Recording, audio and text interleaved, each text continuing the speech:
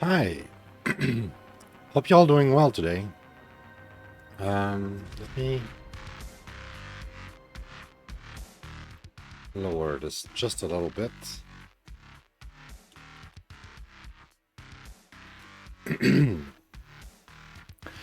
Hi. Welcome to Backlog Benchmark 26. We are still July 14th. Second episode today. The first one somehow was out of this world. Episode 25 was 5 crazy good game, like 5 out of 5. All 5 of them. Never happened before. Might never happen again, at least for a while. Who knows? It's not every day that all the games are good. Especially the last lineup, I was kind of like not expecting them to be that great. Like few of them I had a bit of hope, but not all of them at all.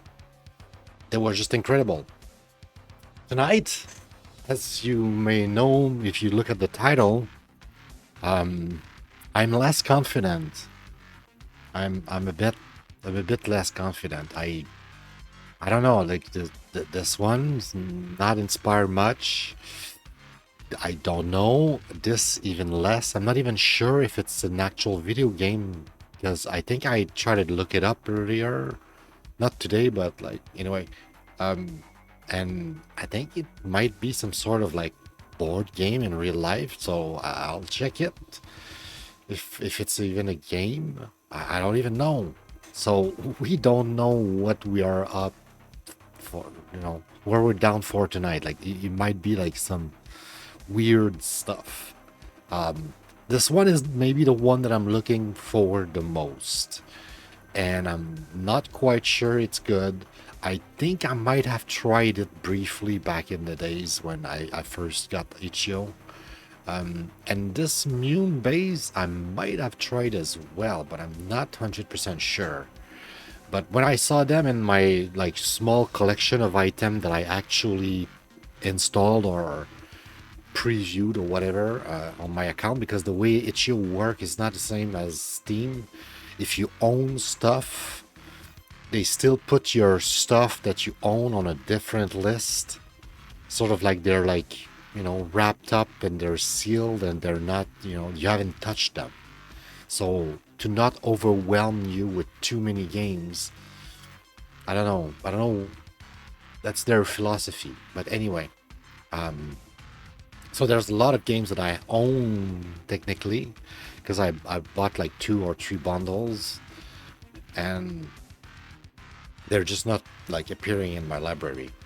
But those games were, so I'm not sure why. Some of them I might actually have picked randomly too, but we're gonna see. But yeah, that's what we do here at the benchmark, right? We sit down 2-3 hours, sometimes a little bit more, up to 4 maybe. We'll try to never go over 4. I don't know if we have an episode that goes over 4 hours. I know a few episodes goes over 3. Hopefully we don't have one yet, and hopefully that's not the one. Okay, I don't know, but the idea is that we sit down 2-3 hours and we get around to try to play 5 games and figure out what they are and if they're good. Sometimes they are, sometimes they are not. Like I said, today we've done an episode. We were super lucky. All 5 games were incredible. When I came back from the grocery, I took the time to eat and watch a bit of YouTube, and at some point before the stream, I took the time to play the first Squadron Phoenix demo, the Star Fox like type of game. Really good. I actually beat the level.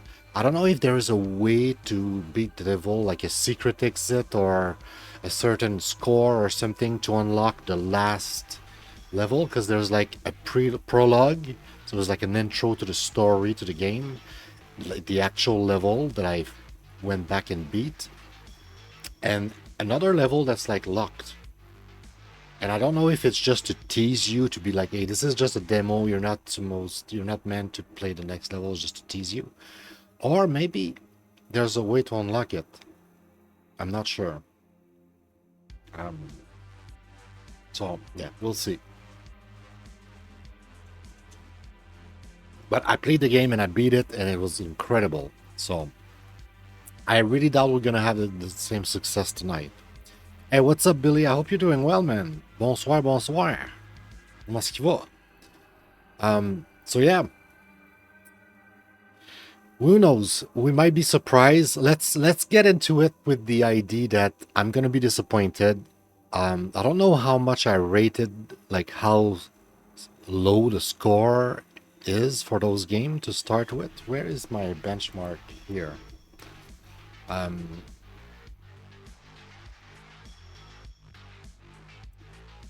See, like I have 1, 3, 1, 2, 3, like very low expectation. So there's a chance it might be good, but there's a good chance it might be kind of mediocre or bad. So who knows? Let's just like go kind of like in order a little bit. I don't know. I'm kind of like curious to try this one, but I'm also scared. I'm not gonna do it first though. Let's try the MewnBase. MewnBase.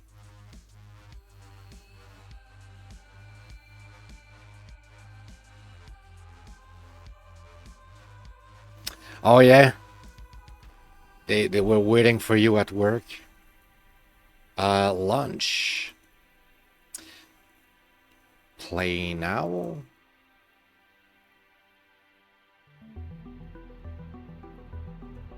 Let me pause the music here. What's new? Time to finally rip that early access badge off. Cool, cool, cool. Main, there you go. Can I play with a controller? Probably not.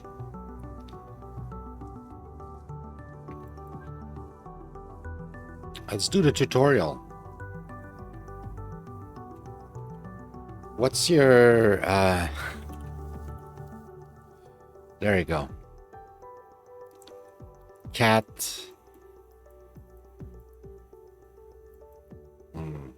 That's fine. Face.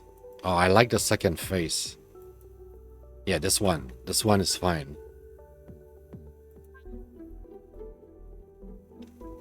Alright. I think this one is some sort of management, so survival crafting, or I'm not sure. Alright, so with that little cat here. 31 day left. Welcome to planet something. Is to move around. Okay. While outside, keep your eyes on oxygen and suit. Okay. Power at the top of the screen. Okay, sounds good. You also need to eat. Of course I need to eat. The bars at the top right. Top right. There you go. The screen shows health and hunger. Okay, oxygen, electricity, health, hunger. Cool cat indeed. There's some plants over there next to the base. Plants?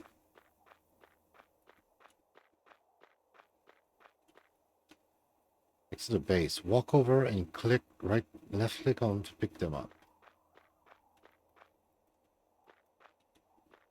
Plants? Oh, the plants, okay. I was not sure if it was like something else. I don't know. My brain was off. Okay, so I'm picking the plants. We're gathering resources. So survival crafting, most likely, right? Is there gonna be like some combat though? Is it like Terraria and shit, or is it passive? What is this? Scrap metal. There's some plants there that next to base. Walk over there, and I already did that. For some reason, the game does not acknowledge my prowess. Yeah, it looks like a survival type of game. Now the next question is if it's a survival crafting game, is it good? I mean, it's cute. You know, goes starting with a good-looking games goes a long way with me. I'll tell you that. The game is not looking good. It's a really bad start. All right, so now that I have all this, craft food. All of that to craft food? Sure. I'll craft the shovel though.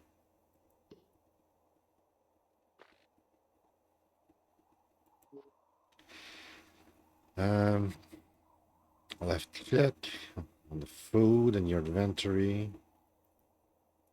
Equip it, then right click on it to eat it. Okay.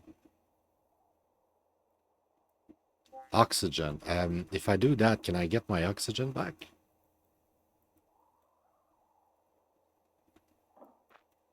Dude, I need oxygen. I need oxygen before I need all of this shit. Bro, I need oxygen.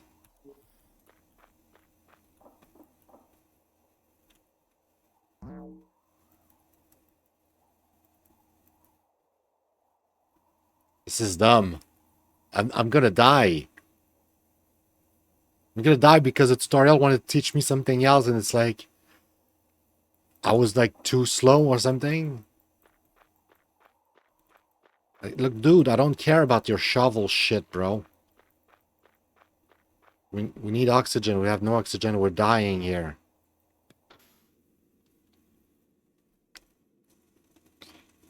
There was a button. There was a red button. I was just blind. So, do you guys hear the game? Is there like music or something? Of oxygen, but this one has air cleaner to keep producing more. Okay, there's sound effects, but there's no.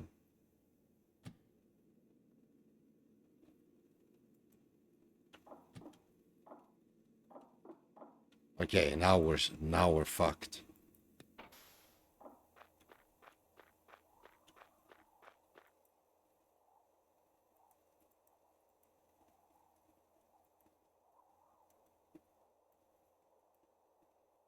How do I? There we go. Okay, this is cool. This is cool. I like it.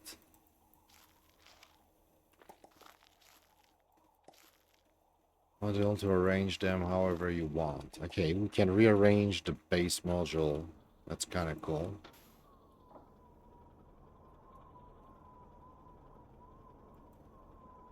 Hold down right to that module. Pick it up. Okay. What now?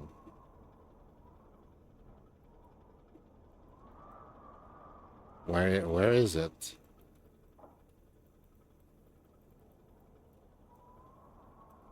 Okay, I picked it up.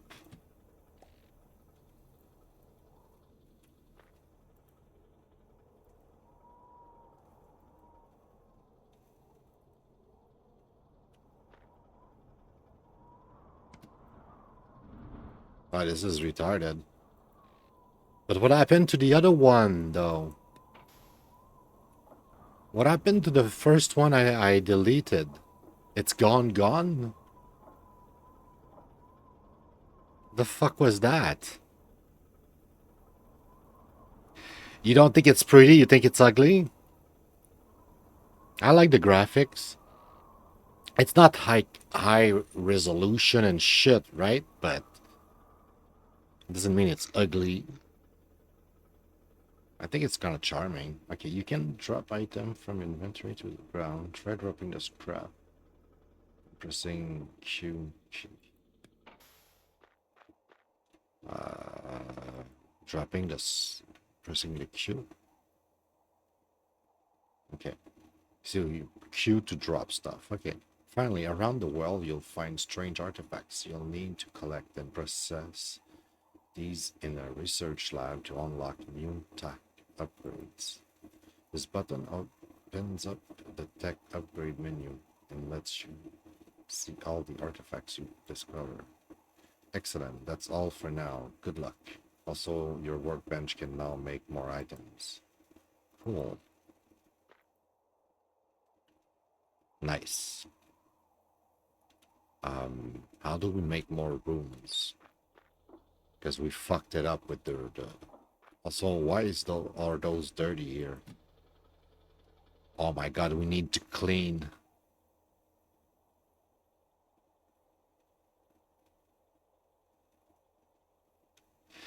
Oh, you're right. Yeah, I was asking earlier if you guys could hear the game, and yet it's pretty low for me as well. So let me check OBS here. I'll increase OBS a little bit so you can hear the little wind, right? It's a little wind. There's barely any sound in this game, to be honest. But we'll improve the sound for both you and me.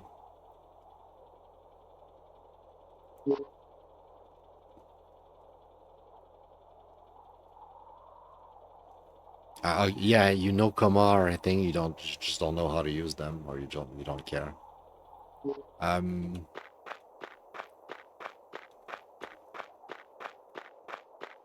With this, we can dig stuff.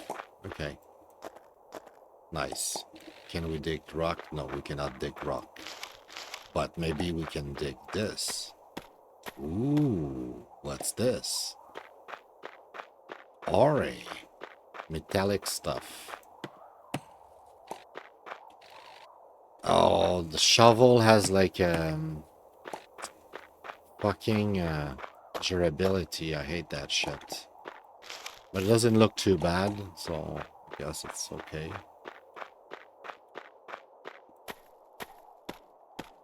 Okay, so the first thing to do in a game like that, and I love those games if I'm being honest, this is chill.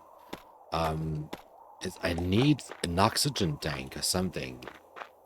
We need oxygen tank and we need a bigger inventory space. So we need a backpack or some shit. Right? It's a bit better, right? Cool. Right, where's home though? Man, I'm gonna get lost easily.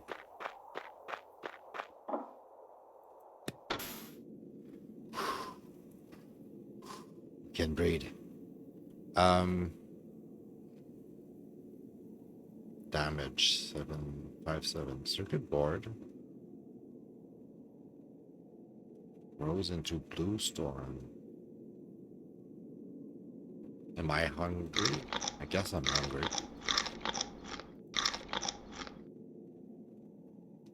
Hard to clean out of fur. Okay. Certainly can't eat.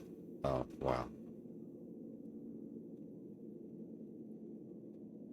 And I can make some food too. If I come here, I can make some food. Some water. I'm not sure why we need water, but let's make the water. Also, where do I put all of these items right now? Do I really have the space for that? I need another... I must have like a bigger inventory than what I see right now.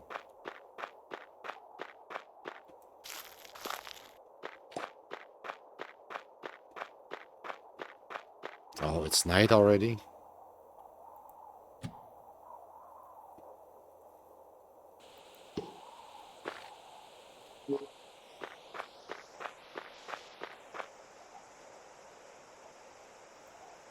Wait. I don't have anything. That doesn't go.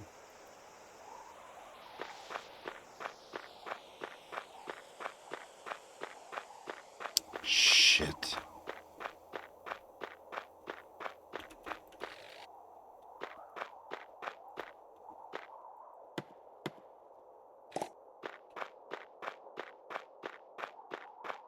Hopefully that's good enough, right? The fruit was one of them.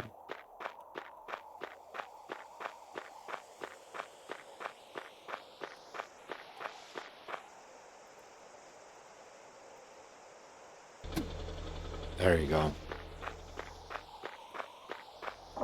Ooh. Damn. We need to eat something. But if we eat that... Oh, we can eat that. We have plenty now, right?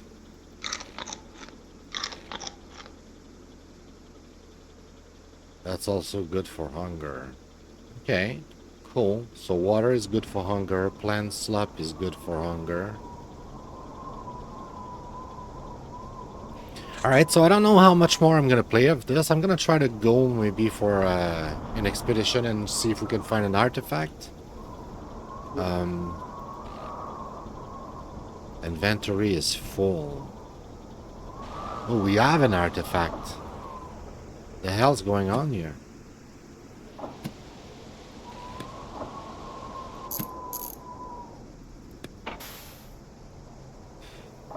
Oh, I get it. So wait a second. Oh, there was something wrong with this. I needed to fix it. It's windy. Okay, so now what we do with the artifact then? Smelter. We're missing the rock.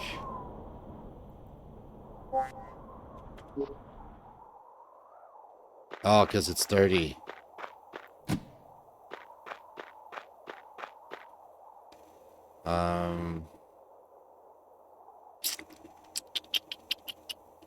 What do we do here? Search log. Show the map.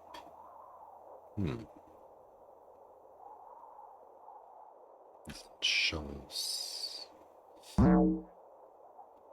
Oxygen.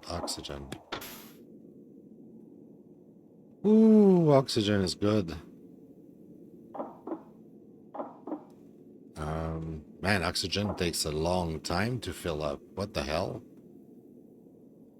Oh yeah, I wanted to have like a energetic oxygen tank, so we'll check that on the bench if it's even a thing. My inventory is full, so that's a problem. I don't know how I mean, we can put stuff on the ground, so I'm gonna leave my scrap here, I guess. Maybe the circuit board, because what am I gonna do with this?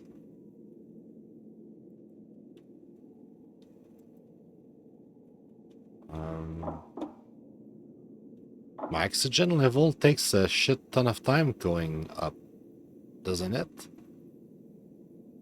I guess it's part of the mechanic. It sucks. Let me tell you this. Mechanic sucks. Okay, so you need to be outside to drop stuff.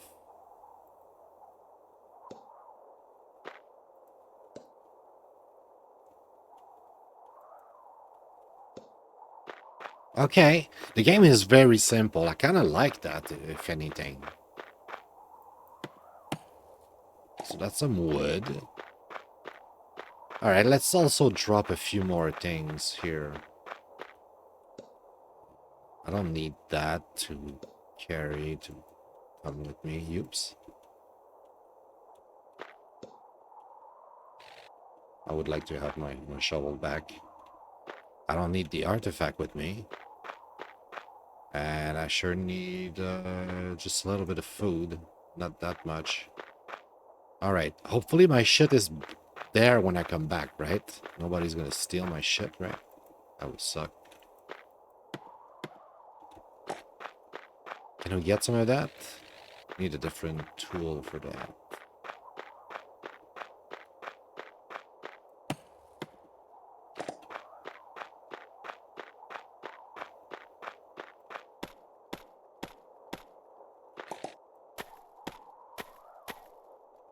Well, I wanted to have an artifact, but I already have one. But I guess I need to figure out a way to use it, because the artifact is supposed to give you access to the skill tree or something.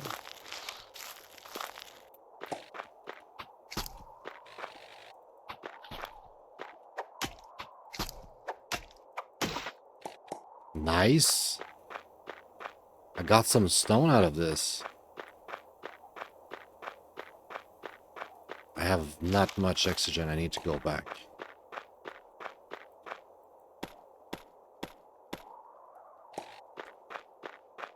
Shit, am I even gonna find... Yeah.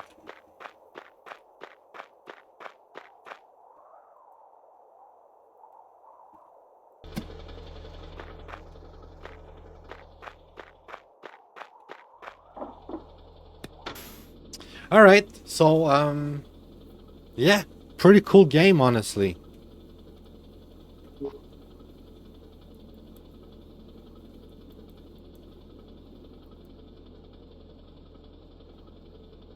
Tech upgrade. Okay, so oh, okay.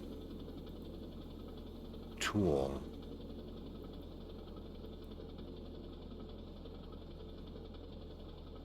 Cost 5 samples. I have 0 samples.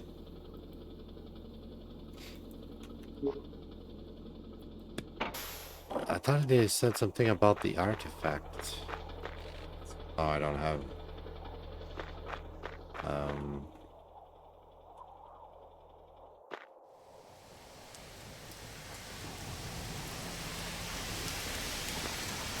Dude, it's the same item. That's stupid. So if I pick up the artifact, come here.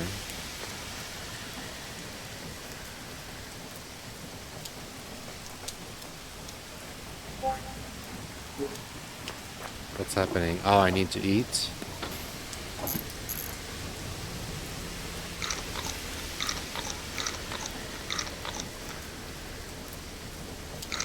I really need to eat.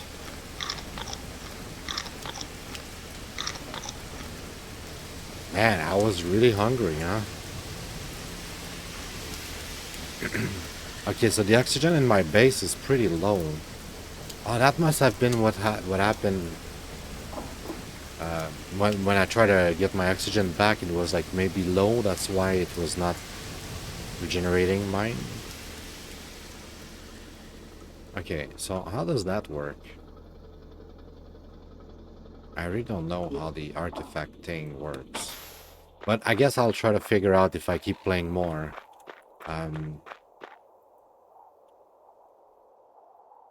So yeah, we have a few recipe here. A few things we can make. I need more rock to make this. What is this? A flag.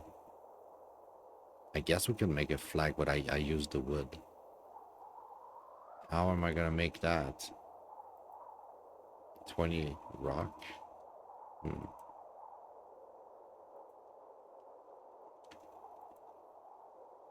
Ah, yeah, wooden sign, because you're gonna get lost. Although there's a map, right? So I guess you just look at the map.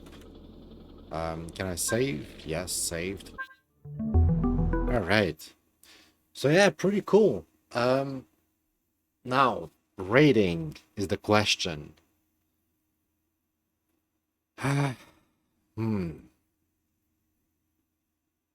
Was not bad. I was expecting very little of it. I was expecting a working game, and we have a working game.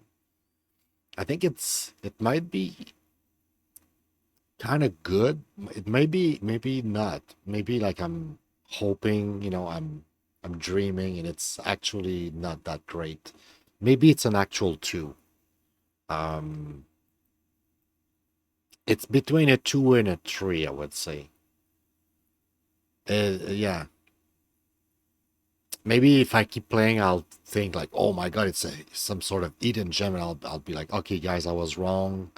You know what? I'll give it better score. But right off the bat, right now, seems to be a 2. Seems to be a 2. If a 3. Let's put it this way. I will say functionally it works. And it looks like there's a lot of charm. I feel like I'm harsh on the game right now. I feel like I'm not fair enough. Yeah, I'll give it a 3. And I'll give it a 3 heart as well.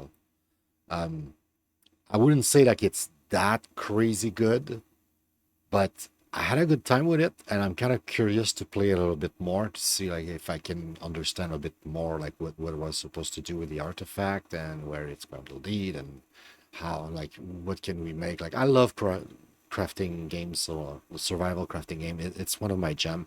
I'm playing one right now on Steam that I we tested a few days ago, which is like it's a demo, but it's a crazy good one. It's like Satisfactory meets Planet Crafter, or I should say Planet Crafter meets Satisfactory. It's like it's a mix of the two. It's way closer to just being a clone of Planet Crafter, but the whole automation makes it. I mean, I say that I haven't played Planet Crafter since the official launch, and there was a tiny bit of automation at the original game, but the original game felt more like Subnautica, where you deliberately pick up the single each and every single one of the resources yourself, and then you use those resources, as opposed to Satisfactory that mines stuff for you and automates the creation of items for you.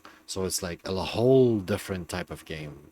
But there was a little bit of that in Planet Crafter. When you get to the end game, you had a little bit of automation. So anyway, all that to say, to come back to the one we were talking about, MewnBase. It seems to be that. It seems to be very similar to what I just talked about, like Planet Crafter, where you're an astronaut, you need to manage your oxygen, your food, your health, and you need to craft stuff, discover, explore, and discover material to like figure out like what to do with them and like develop a tree of science and stuff. And at some point, you have a bunch of tools and a machine that like does the job. Like in the case of the other game, it's like terraforming a planet. In this case, I'm not sure what we were supposed to do with that cute little cat. Figuring out like something with artifacts, I have no clue, but I'll definitely give it a try later and see if I can play some more. So yeah, it was kind of charming. I liked it. It was survival crafting like Valheim, so it was categorized correctly, I would say. Um, Also, we're doing this again right now, the same day. Um, Controller didn't work. Let's see here. We played briefly, but I intend on playing a little bit more at least. So it's probably gonna change to play extensively, if not finished. I don't think I'll finish it.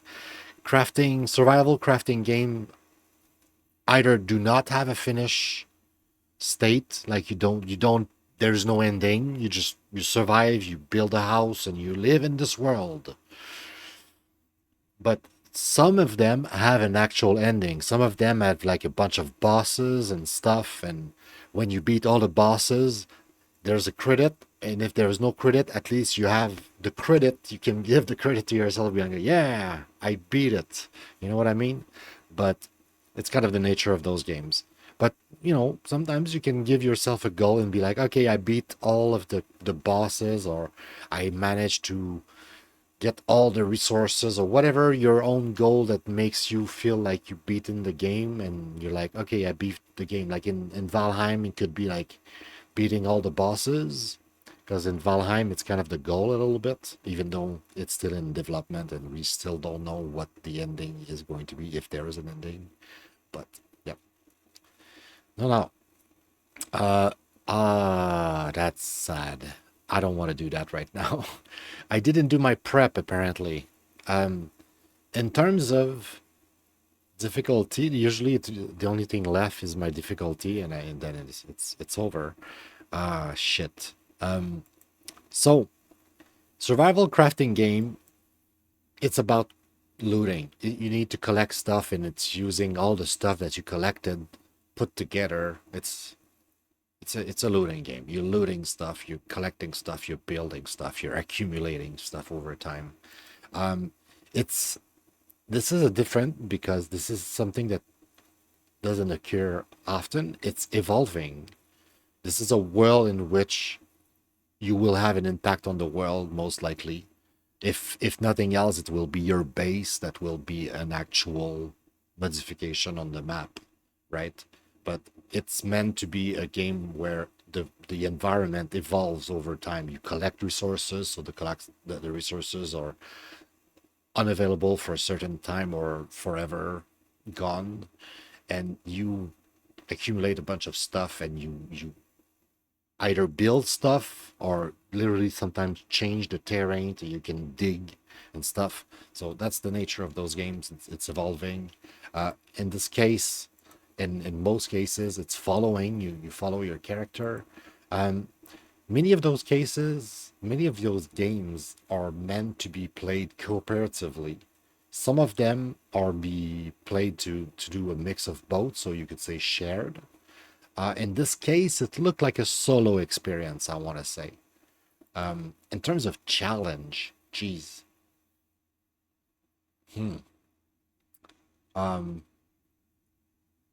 I don't know how challenging. I don't want to say it's casual, so I'll just say balance, I guess. Um, and to be fair, survival crafting game have like a little bit of difficulty to them in which that you have to survive, right? You have to pay attention to your oxygen, your health, and all of that. So actually, I say balance. Most of them are somewhat challenging, if not very challenging, like Valheim, for instance. But Terraria is close to be casual, and you have like difficulty settings you can set up as well. So it depends on the game. And in the case of this one, I don't know if it's gonna get challenging, so I'll leave it to balance. I feel like I'm wrong saying that it's challenging because it doesn't look challenging. It looks very cozy, very casual. You're a little cat, you're an astronaut cat, and you're just chilling in your moon base or some shit. Like it looks chill, right? It doesn't look hardcore or anything. So I'll presume it's that. Okay. I cannot really do those games right now. That's probably one of the reasons why I didn't do the prep. I have no clue what those games are going to be. I don't know. We'll find out. Okay, we'll find out together. Also, I need to put the line there. There we go. Line separation of episode. Right now, all the episodes are like five games, right? At some point, I'm probably gonna make episode that have more than 5 games. So I don't know how my system's gonna work, but it's gonna, if we're still using that table, we're just gonna, make that section bigger, include all the games in one episode. So yeah, next one. What should we try next? What do we have here on docket? All right, so we have MewnBase. I kind of want to keep this one for last. It might be the worst game in existence. It might be actually kind of decent. I don't remember, but I think I tried it briefly. I think I had a hard time making it work, being full screen and all of that. So I'm kind of expecting that to be a problem. But I think it was kind of a decent game. And it's like a Zelda type of game. So I kind of want to keep that for dessert. Like if that was a meal, I would eat the main course and keep that for dessert, right? So speaking of main course, we have a possible visual novel, maybe a walking sim, I'm not sure. And this, I have no clue.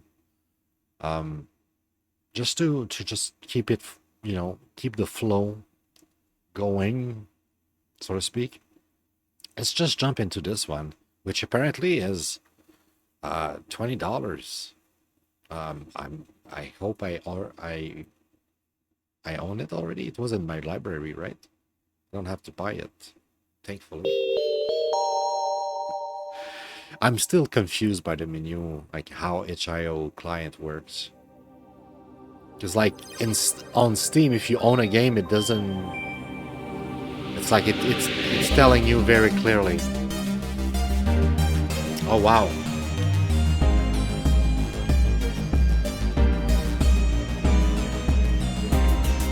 Is this one loud enough? I think it's loud enough, right? Damn. If the other one was too quiet, I'll lower it a second time. It's just a tiny bit louder, right? Read-only memories. Alright, so how much of a visual novel or how much of a interactive game is it going to be? I'm not sure. New game. Mid-Boss presents.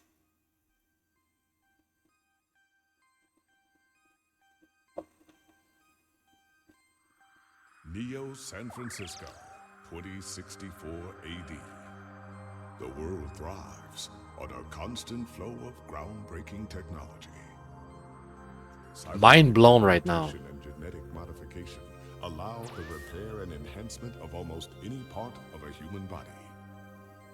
Millions of people jack into virtual worlds every day to work, play, and connect with one another with advanced brain-to-machine technology. That's about right.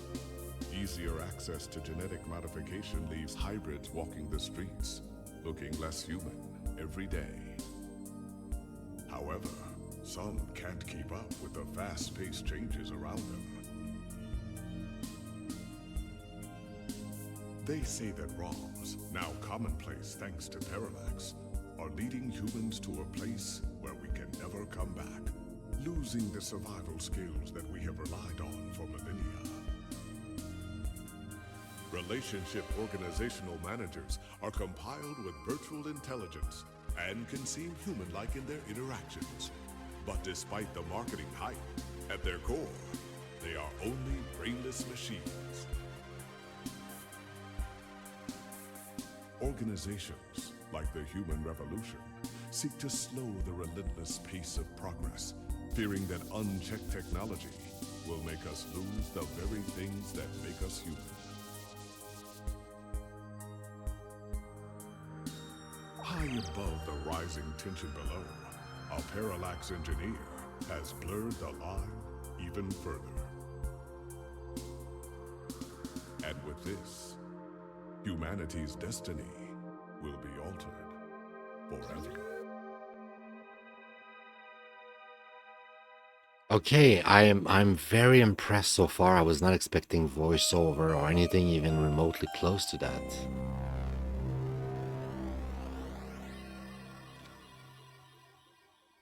Wow, nice presentation. A new cyberpunk adventure. Okay.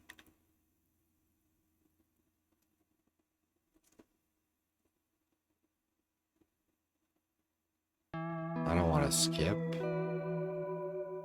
Let's get into the prologue. We do a lot of prologue on this show, don't we?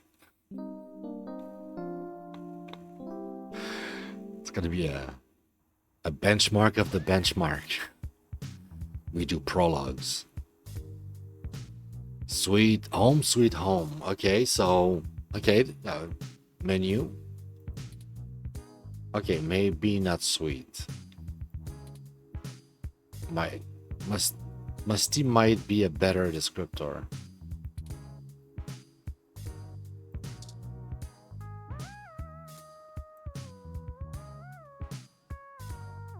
Boot up Lappy. Lappy is a bit of a relic.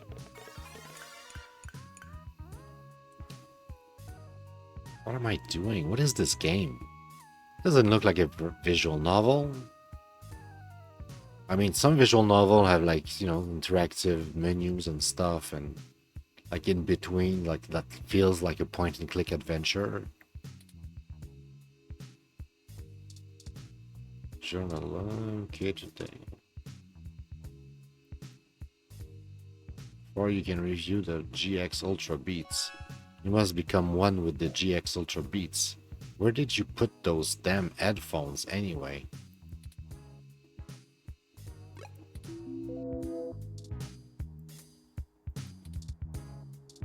Okay, so it could be a point and click type of adventure. talk to stack of paper, flip through stack of paper, look at stack of paper. It is a classic point and click, and my nose is driving me insane right now.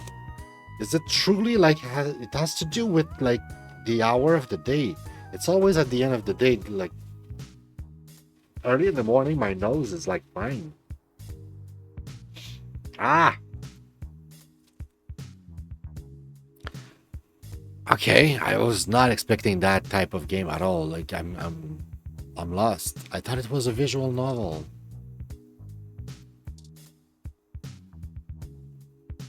Use an item on the sink.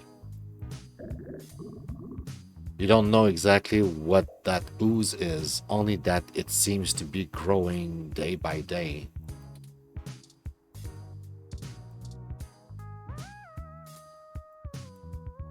Look at the sheet of paper. A single piece of loose, unsorted paper lies on the ground.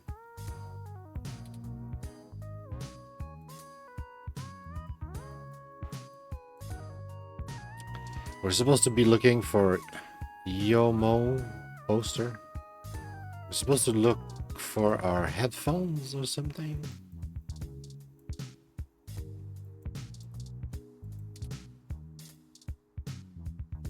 Open door. It's late and nothing is really open right now. Sleep in bed. You probably shouldn't sleep before submitting your article. Headphones. Nice. I got the headphones. You should be able to use them with some things lying around your apartment. Headphones.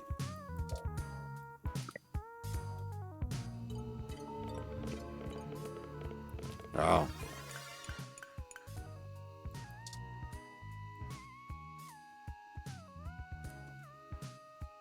As you connect to one of the less pornographic feeds.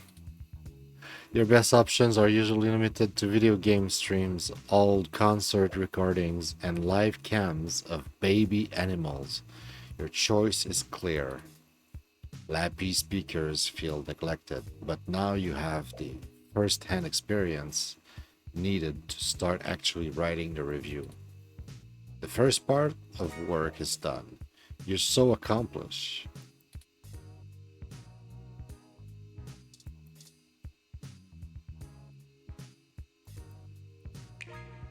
Alright, time to get work out the way.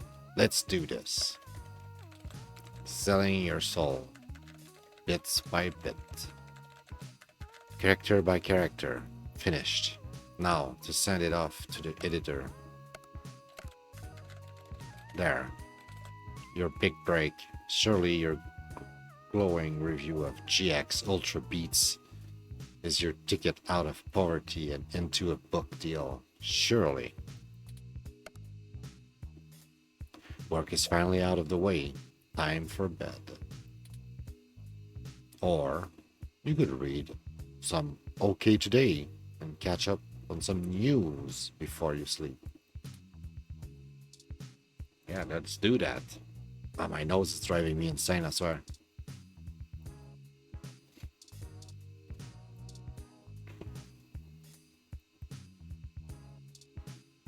Charlie Novo, current event article, sport article, local news article. Local news articles. A story about a broken down Froyo stand. Hey, it's Charlie Nova, host of Star in the Stratosphere and Tonight in the Stars. Join Ryan B. Josio and the Hassy Boys for our 10th annual TMI New Year's Eve special, where I'll interview some of the hottest celebrities and find out what their plans are for 2065. Tune in or join us live at Union Square for the big show, starting at 10 p.m. Be there, be square. Current event. Human revolution remains vigilant and Stay human. Protest in upper market. December 19, the Human Revolution is on day 10 of their protesting outside various genus clinics around the city, including those in the East Bay and down the peninsula. Genus, the gene splicing treatment facility, has been met with much controversy since the organization reached mainstream exposure over the past few years.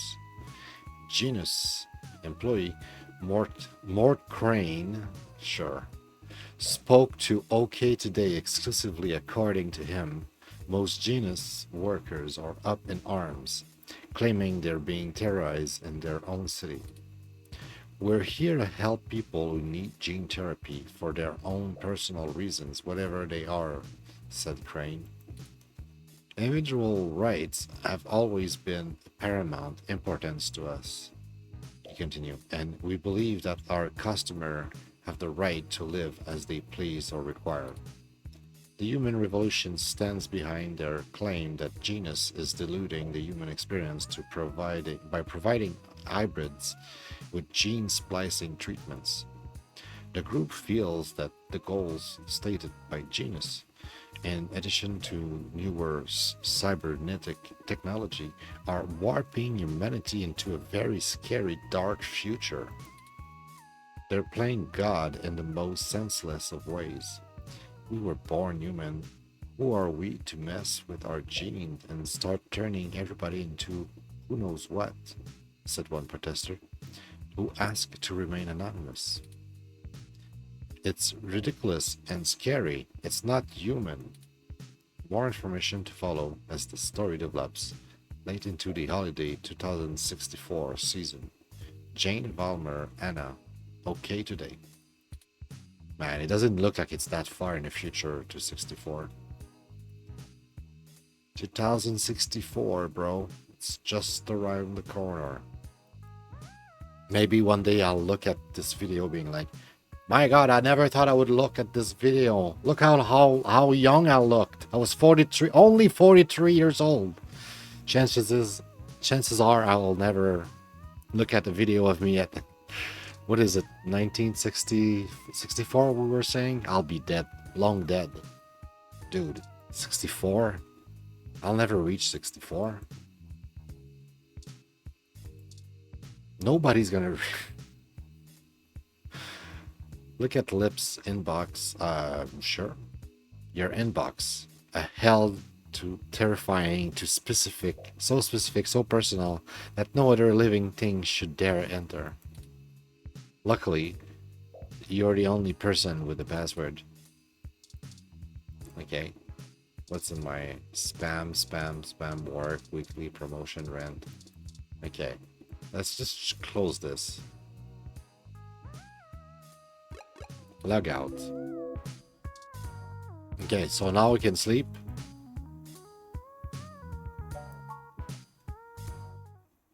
Alright, so it's a point and click adventure game. Kind of like very old school looking and feeling, especially with like the big chunk of pixel graphics like that. Makes you feel like you're in 90s, 1990. Good, you're finally awake. Definitely 1990s. I'm honestly not sure why most humans still have such lengthy sleep cycles. It seems rather inconvenient. Are you significantly opposed to cybernetic augments? Significantly opposed. I don't know about that.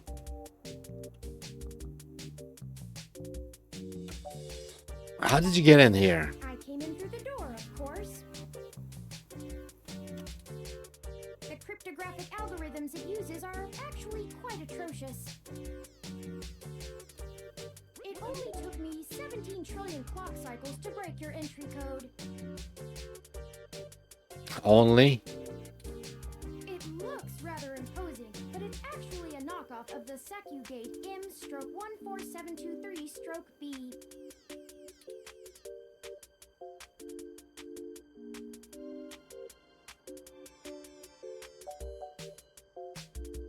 I knew my landlord was full of it when he said it was the best. Don't feel too bad. Oh, that's dumb. I actually cheated a bit when I cross-referenced likely numeric combinations against the stored personal data on you. I'm not certain why you picked the birthday of your first dog, but it would be sufficiently obscure to defeat most casual attempts to enter. Frankly, I felt a little silly that I took the time to do all that once I noticed that the lock on your window is broken. And that you left it open. My window lock it. You know my dog's birthday?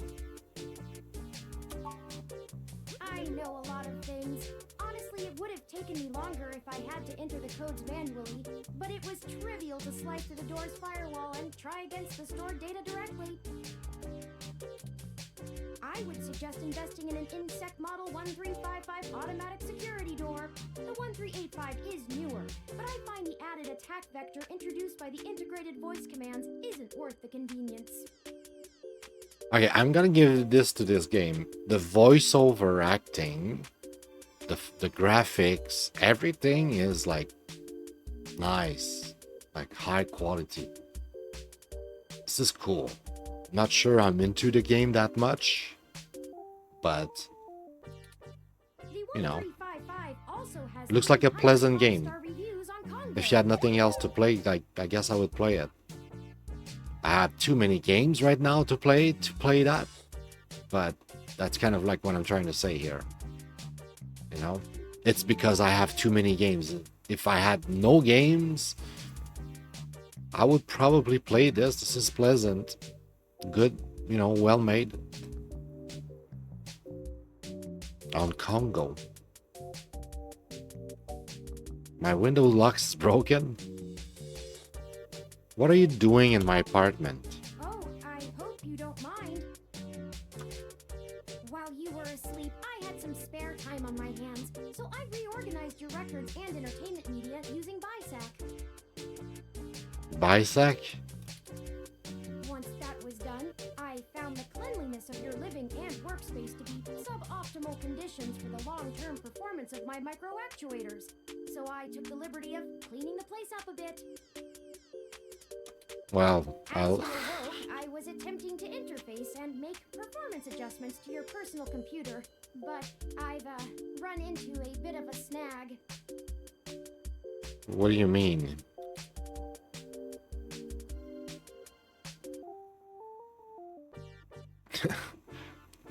Forgot all of that. Well, okay, so what are we curious the most about? Like, what have you fucking done with my computer? Have you screwed up my work? I thought we sent the work already. What have you done? A snag? Unfortunately, your motherboard seems to have had a critical failure while I was attempting to remove some particularly nasty malware. I'm sorry. I must be really dumb. How can you removing a malware break the motherboard? How do you remove malware, buddy? What's your malware removal method exactly? Because that seems fishy as for an explanation. The electrical surge caused significant damage to several other components as well. I would consider it no great loss, though. Why were you using that dinosaur to begin with?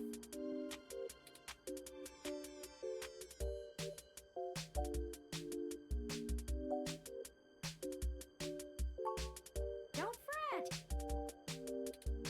I did manage to back up your data drive's contents on my storage before the crash. Did you? Additionally, I am willing to serve as your personal computer until you can procure a replacement or provide the parts necessary for me to make the repairs. Imagine that's your life right now. That little robot jump in your room. You don't know who he is, why he's there, but he's like, oh yeah, I broke your computer because, you know, I was just fucking around with your things. without your permission. I broke your computer, by the way. But don't worry, I backed up the data inside my memory. So like now I can just know all your shit. It is the least I can do. Yeah, you still haven't told me why you're here. I'm sorry. I wasn't trying to engage you in any sort of subterfuge, but I tend to ramble on a bit when I'm nervous. I have all the necessary protocols, but I've never actually spoken to another person besides Hayden until now. Aiden, you know Aiden and Weber? Well, saying I know Hayden is putting it simply, but yes. I haven't seen Aiden in over a year. Where is he? I don't really know. That's why I'm here. Help me. You aren't quite my only hope, but you're certainly the most statistically supported. Slow down. Just start from the beginning. The beginning. Okay, yes, I can do that. Earlier tonight, Hayden's apartment was assaulted by some persons unknown to me. He seemed frightened, terrified even, and instructed me to escape. I crawled out of a window, and after some deliberation, hurried here. I heard them breaking down the door as I left.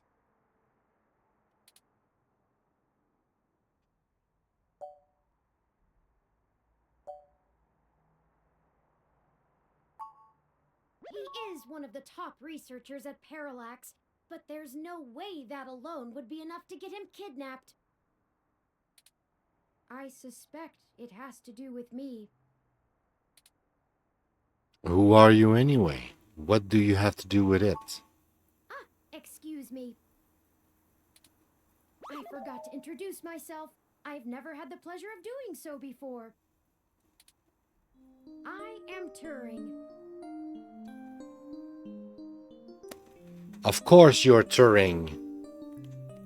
If nobody, I'm sure anybody who's familiar with the channel, I mean, I don't know how much reach this episode, the show will ever have, but if you're familiar with the show, with the channel, you know a bit about computing and AI and all of that, so you know the Turing test, right?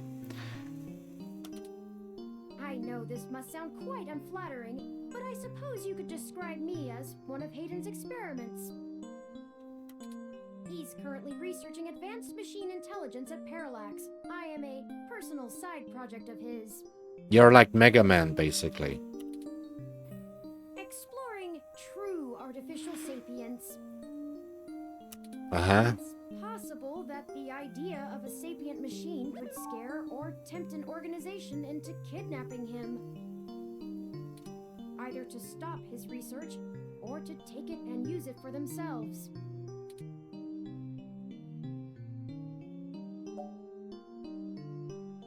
So chatty. So chatty. What makes you so special, though? What are you different from any other ROM? A regular ROM has virtual intelligence. They can appear rather smart, even human-seeming when you talk to them. But they're just cleverly programmed to respond to a variety of situations in an organic manner. They aren't in any way self-deterministic. But you are. As for myself, much of my code wasn't actually written by Hayden, but rather compiled during my infancy as I learned to interact with the world around me. But despite my ability to self-modify my code, I am afraid to adapt or develop any further without Hayden's guidance. Did he only program me with the illusion of free will? How would you know? One way or the other? How would you? Hayden once told me that his desire to create artificial life stemmed from his need to find out. But I can't say I have any new insight into the question, How can any of us tell that we aren't just puppets dancing to someone else's will? I mean, for all we know, we might all be puppets like that. Little robots made by something that we used to call and refer to as God, and we just don't remember because whatever that thing was, it's not around anymore. So we're just a bunch of drones thinking that we're like special or, you know, natural or whatever, but we're a bunch of robots like them. I think we're getting a little too philosophical here. You're right. I apologize for the tangent.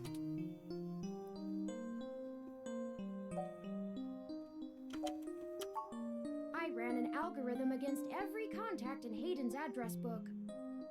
Oh, okay. Based on the combined deductions of personal profile, directness of connection to Hayden, occupational skill, and probable motive, you were the candidate most likely to both be able and willing to help me. And the one least likely to be suspected of doing so. That's probably a big one. I've never looked for a missing person, but I could try. Why should I get involved? I haven't even seen Aiden in forever. That sounds really shitty. The numbers don't lie about your investigative skills, but I will admit your total lack of recent successes is worrisome. Uh-huh. Well, we'll see about that. Don't worry. If Hayden trusted you, I trust you. You're strong-willed and capable. Okay, it's gonna go forever. This blah blah blah blah blah blah blah blah for 10 hours, guys. We're not gonna see any more gameplay. I don't know. I'm not certain who would benefit the most from taking Hayden prisoner. But it's a point and click, I think. Pretty sure. Hayden has become increasingly paranoid as of late and has warned me to stay alert. But he would never specify anyone I should fear when I asked. Also, it's a point and click, but when I thought it was going to be a visual novel, it's kind of close to a visual novel. There's a lot of blah blah blah blah. It never ends. I would not say that and feel like that I was just like sitting down and try to play the game to enjoy it and just relax, right? It's just because right now we're doing the benchmark. We're trying to figure out what is it any good? And the answer is yeah, it's pretty decent, I would say. Actually really, really good. Like the voice over and everything, graphically, the universe as a subjective note, like as an individual, I love anything related to technology, AI, and all of that. So I'm definitely. When I started the game, I remember even saying something like right now, it's too many games. I don't have the time to sit down and play this game. I kind of want to now because of all this idea of this guy being called Turing, and it's all having to do with AI and intelligence. It's kind of like current day stuff. Like, it's kind of relevant. I like this. This is interesting. This is very interesting. And I'll try to go a little bit further to like see if I can reach a point where I can save or interact some more or something. But yeah, I think it's a point and click. I would classify it as point and click.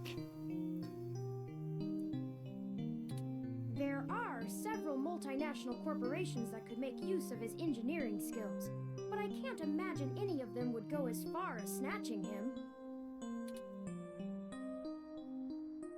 Well then, I guess we should get started. Indeed, time is of the essence. I took the liberty of charging the auto cab fare from here to Hayden's apartment to your personal finance account, and the car has just arrived. Oh, you're charging...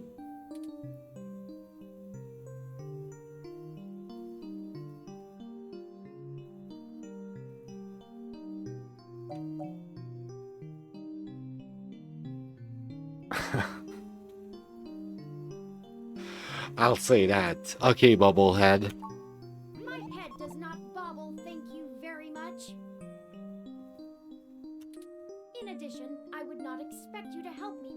fair compensation. I assure you, there is a story here. Whether you are good enough to find it or not is up to you. I hope you are, for Hayden's sake.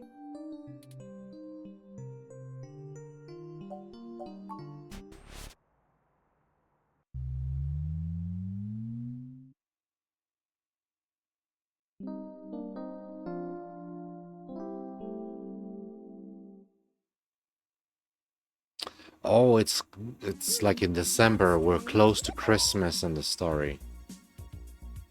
Okay, actually, I think I might be wrong. I think it might be a visual novel because there's not that much point and click part. At the beginning, you had a little bit of click and clack, but like it's like there's a lot of visual novel FMVs and you know, highly story driven games that have a little bit of interaction and point and click scenes, but it's very limited like that first scene was, and it's mostly about telling you a story and going through dialogue lines and stuff. And it seems to be the case here. It seems to be all about a story being told to you, and it's all voice acting and stuff. I don't know if I can save at any point. Well, the door for our home seems to have already been repaired. I'm certain my audio sensors picked up the sounds of his assailants breaking the lock. Perhaps a maintenance robot took care of it. You might have misheard. It's possible. Most of the repairs to the building are handled by the automated systems. At best, it means someone is aware there's a situation here. Let's proceed carefully. Oh, a lucky break! It seems my access codes still work.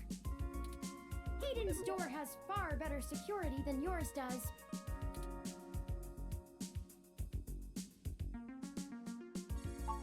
Will do.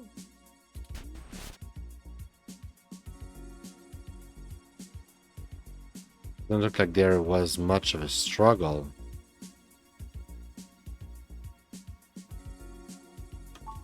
I'm not surprised.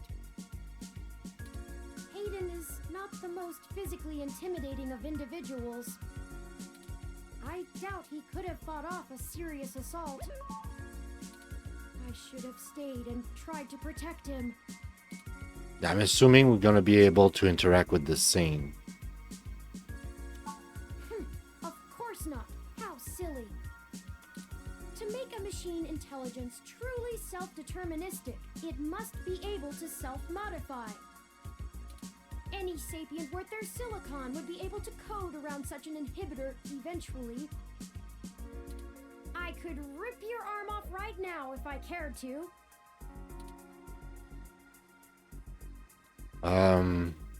Comforting, Turing. Why don't you?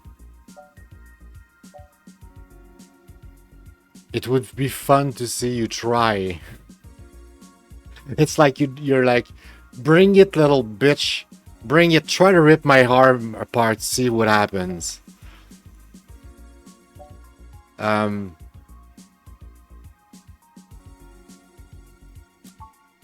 won't for the same reason you don't go around randomly killing people. The social contract, as a useful construct, is just as apparent to me as it is to you. It simply isn't acceptable to go on a murderous rampage. Glad we're clear on that one. Self-defense and defense of one's home and family is typically allowed, though. I could have and may even have been obligated to come to Hayden's defense. But Okay, guys, I'm sorry. I'm gonna cut it short here because it's gonna go on forever.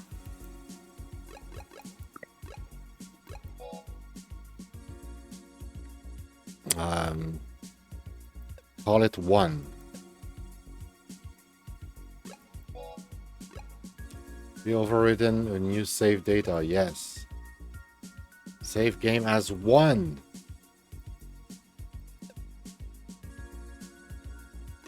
Okay, exit game.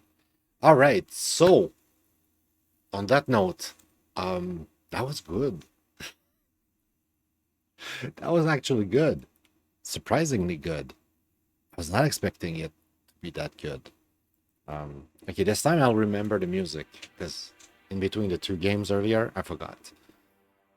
So the second game was 2064 Read Only's Memories. Read Only Memories. Um, I I'm surprisingly pleased. Um, is it because I have no? I guess I have no example of visual novel. I think in even in on Steam, my visual novel folder is just called visual novel. Let me verify that I'm not bullshitting when I say that. Oh, that there's no collection. That's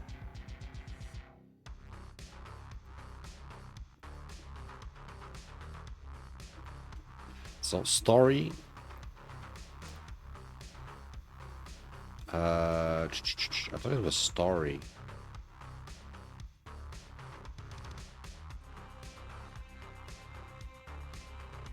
Okay, visual novel right there. So visual novels, I just call them visual novel. So I don't have like a game like yet. Doki Doki Literature Club is definitely one that is well known, but I just don't know any visual novel that is like that popular that people like. When you tell people, hey, do you play visual novel? Like, what do people play?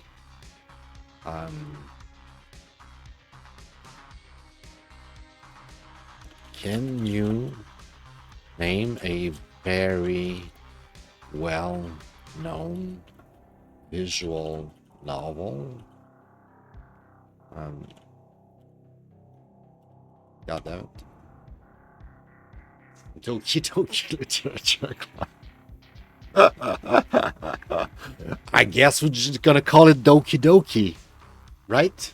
Doki Doki Literature Club is a very famous visual novel, so I guess it's gonna be our model for now. It's like Doki Doki Literature Club. What do you want me to say?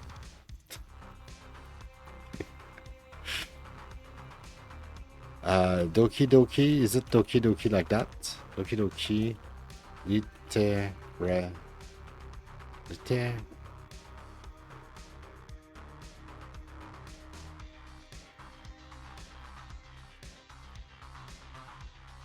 Is it even like that?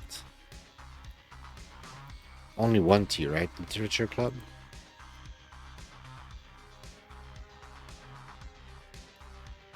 Steam. Literature, yeah. One L, one T. Right, cool.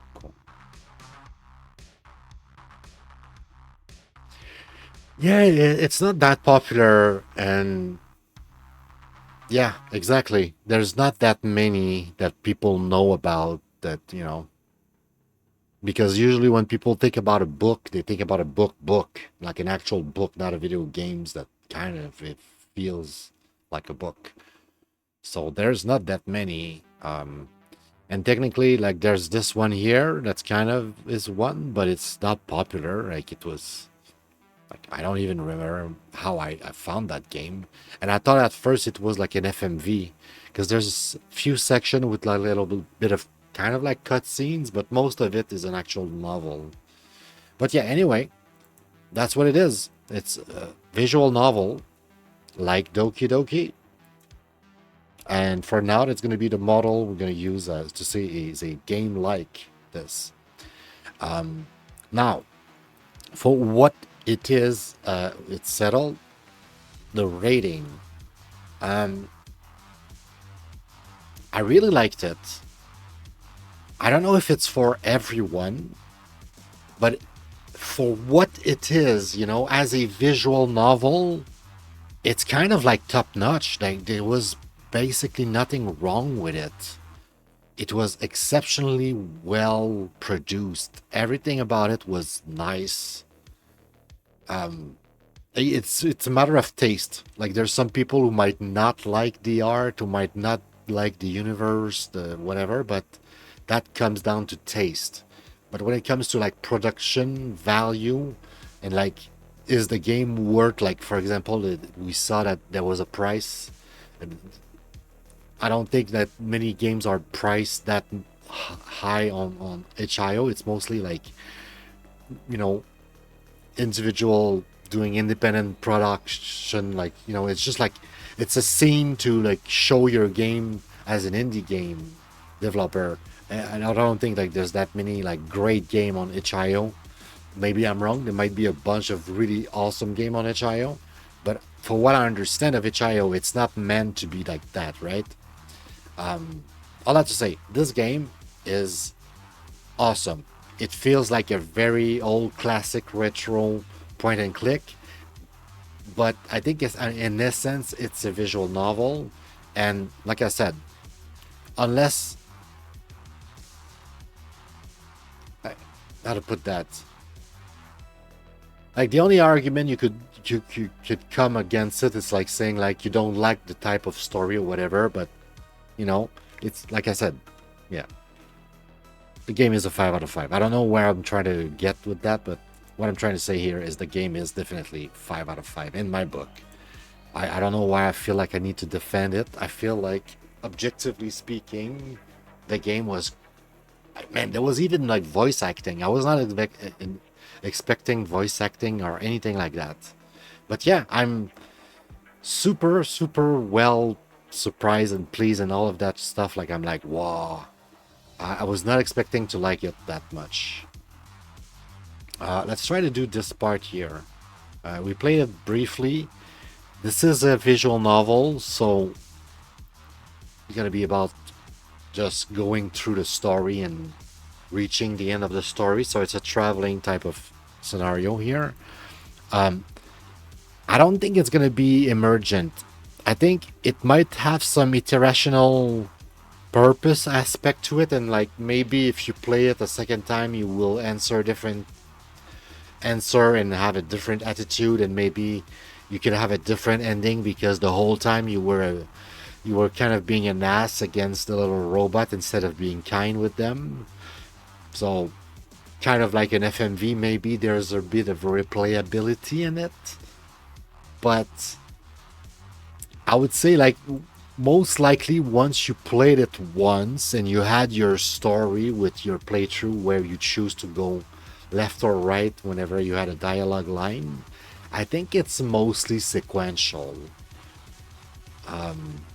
Worst case, we could go iterational, but that would imply that the game has a lot of replayability. You just want to go back and relive a different scenario, but I really doubt it.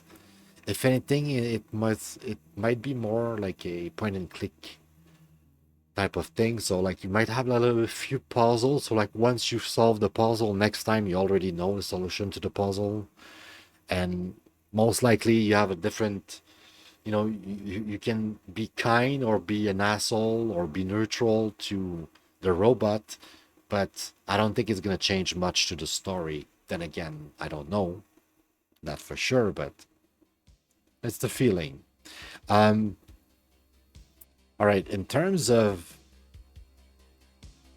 camera, I would say it's a god perspective, because you have a character, so to speak, right? But you never see your character. In a way, you could also see that, you could also argue in a way, try to be like, it's first person, right? You see through the eyes of your character, but it's kind of a point and click, so you're kind of giving order, right? You're selecting choices in a menu, so it's not exactly like taking the action directly, like controlling an avatar. So that's why I'm going to stick with God. Solo adventure, definitely. And is it going to be challenging? I kind of doubt it. There might be a little bit of puzzle. Balance, maybe. I want to say casual. A visual novel usually is casual. there, you don't need to be skilled at the game to complete it. You don't need to solve a puzzle most of the time, and except some very rare exception like the FMV, like 5 hearts under one roof, where you need to figure out the right path to fall in love with the girl to reach the end. Otherwise, you won't reach the end. Most of them, when you have games like that with a visual novel or FMV, it's just about telling a story. So whatever answer you give, it doesn't matter, because you're just selecting an option and here's your result, and you just witnessing the result, and that's your reward. It's to just make the story follow, go forward. So it's very, very casual. So yeah. Also, I just realized that I forgot to give the little heart here. Let's pick up this one here, because there's a line. I would say so far both games I like. Oh my god.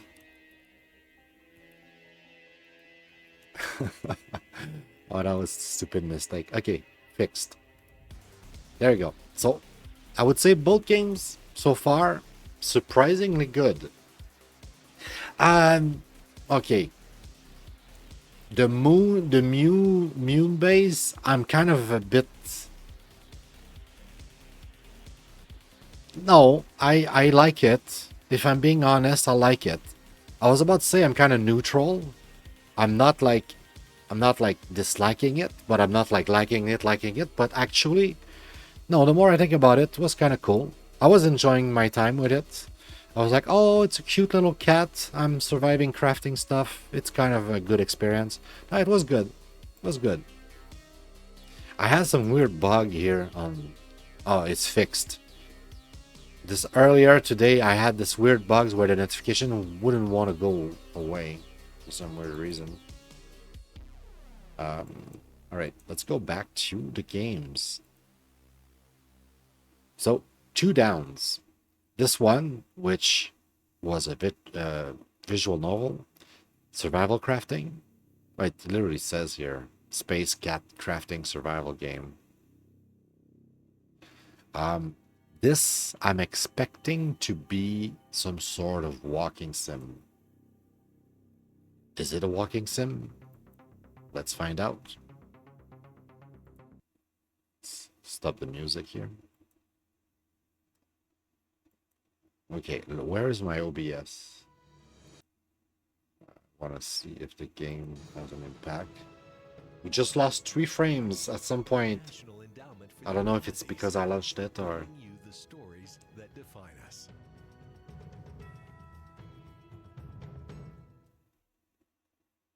Okay, this is some sort of governmental founded thing.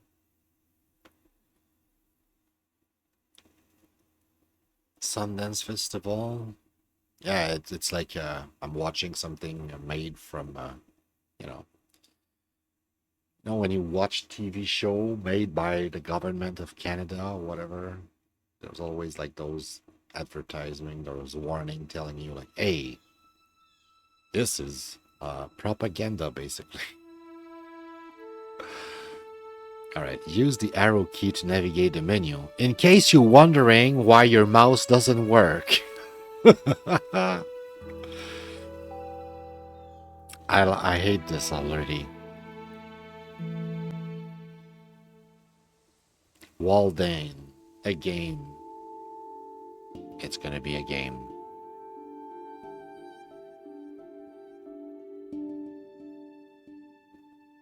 I went to the woods because I wished to live deliberately, to front only the essential facts of life, and not, when I came to die, discover that I had not lived.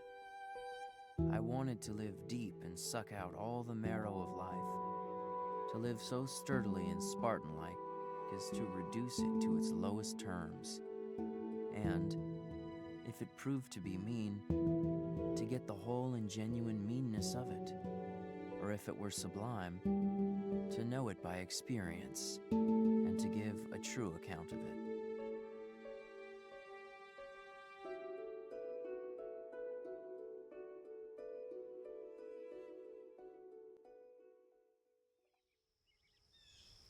To begin living Toro's experiment, seek out the glittering arrow's head throughout the woods. The first one is on the rock between you and the cabin. Yeah, I see it.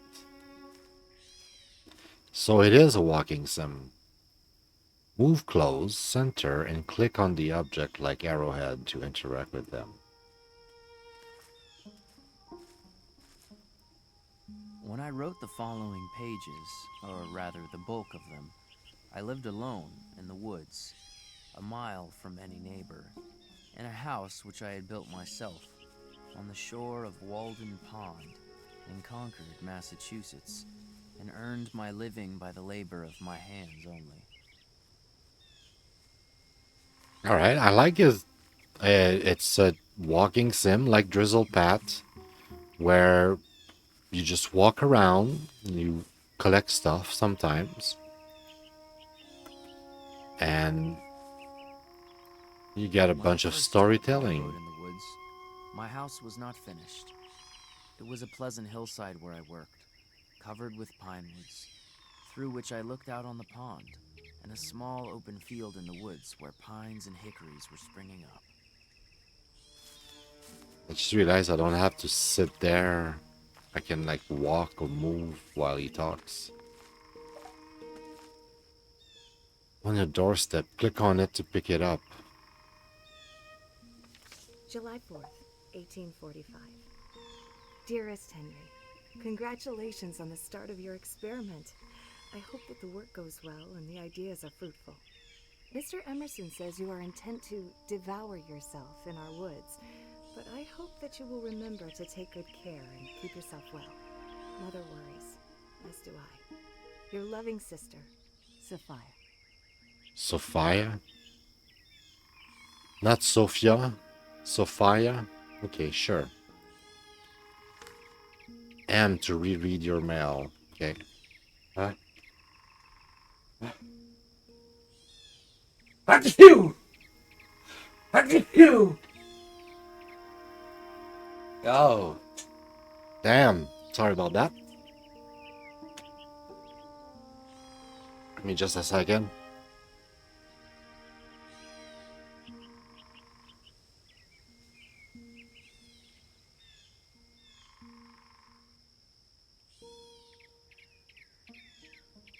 Gee.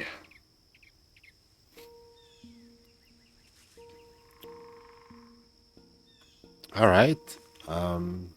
It's another arrowhead here.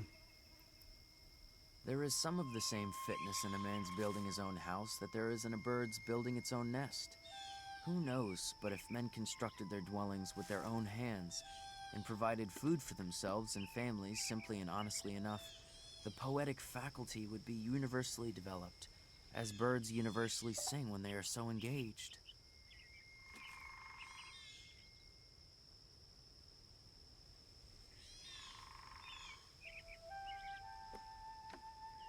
Okay. Well, I'm not gonna interact with that one. Remember to press and hold the right mouse button over things like bushes to get useful info about them.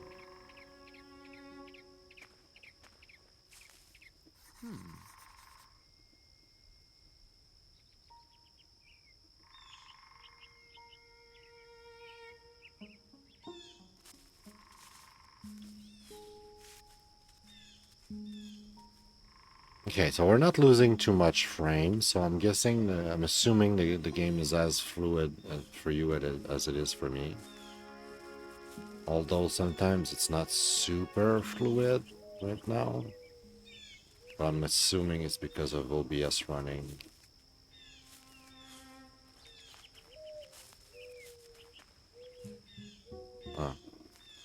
The game is beautiful. The atmosphere is great. You can run by holding shift. So don't overexert yourself. Oh wow, that's running. Yeah, big running.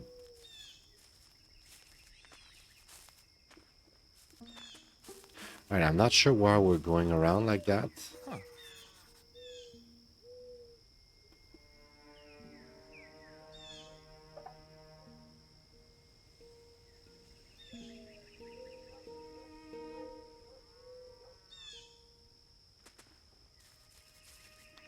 I really wonder what's the goal of the game here? Like, are we here just to experiment? Walking it a little bit, and then there's gonna be a bit of storytelling and what are we doing here? The journal, first page, the map, what? Journal. A collection of all the IDs you found in the woods. The first page is a map of Walden. There's Q&E too. About half full, clothing somewhere. Under construction, fully rested and inspired. To do, not to do. Or not to do. There's nothing on the list to do or not to do.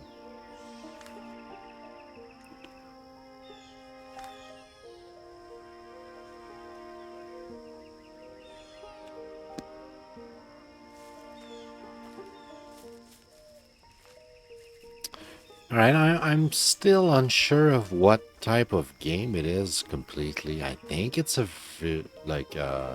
walking sim.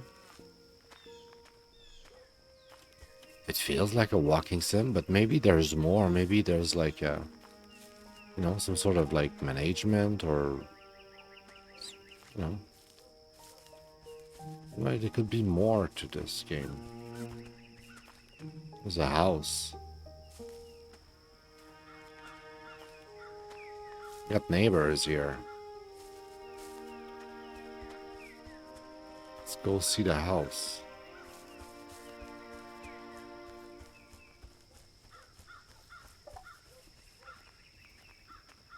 The town of Concord. This leads to Concord. This is the home of Ralph Waldo Emerson, your mentor and friend. You can enjoy his library or do something that couldn't read. Click on the arrowhead with orange giant glint to discover memories they revealed. It's very good to make your acquaintance, Mr. Thoreau. Your sister seems to believe our thoughts and philosophies are very much aligned. It is good to find a youth so interested in the finer fruits of thought. All right. Actually, I won't put it in the Drizzle Pat folder. I would put that in. There's another walking sim called the Oracle that I've put a bunch of walking sim in that folder with it, where those walking sim, the particularity that they have is that you have to collect a bunch of objects, technically speaking. Like, you don't win by reaching a location. You win by collecting all of the memories. You interact with all of the objects. Like in this game right now, we're going around and picking up all of the arrowheads. So I feel like it could be just that for an hour or two. All you do is walk around the scenery, pick up arrowheads and other objects you interact with here and there, and it's just going to be relaxing and pleasant.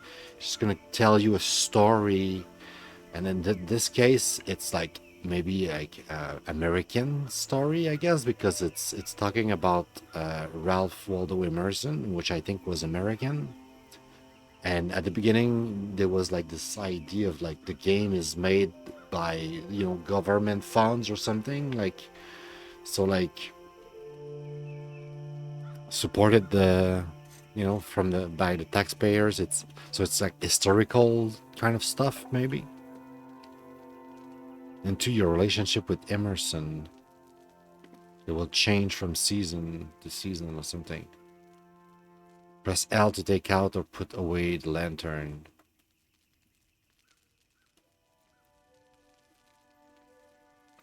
Dear Miss Fuller, it was a pleasure to meet you, and thank you for the introductions to such brilliant new company. I am sure that writers such as these will fill our new journal with rays of golden talent.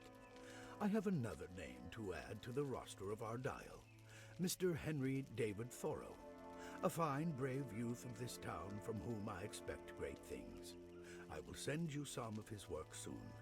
My son, young Waldo, is very well, and wife Lydian sends her love. R.W. Emerson. And the character we are playing is David Toro, I think. What's happening here? What did I press? What's happening? Hello?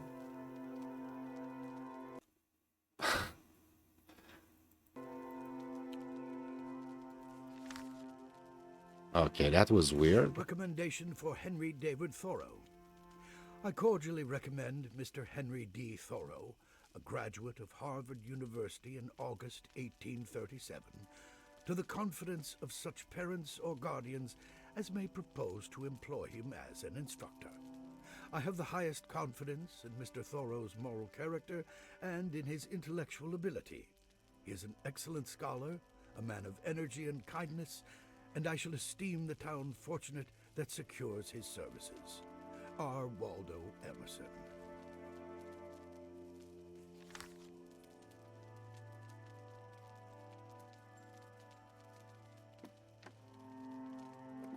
Good evening. Good evening. Oh, Henry, how goes your new experiment? Has genius struck yet at my woodlot?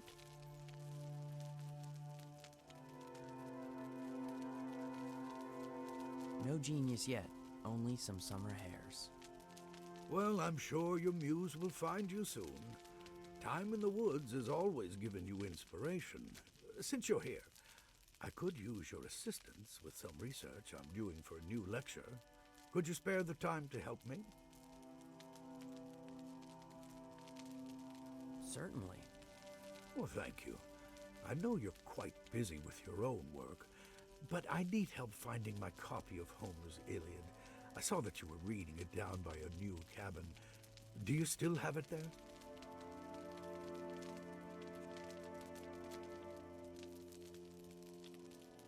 I haven't seen it, but I can look I for haven't it. seen it, but I can look for it. Wonderful.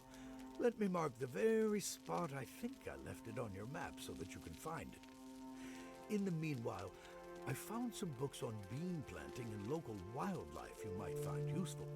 I put them on the table in my library for you. That shouldn't be difficult to find. I'll see you again It shouldn't soon. be difficult to find. I'll see you again soon. Alright, so the more I play this game, the more I'm confused as to what it is exactly.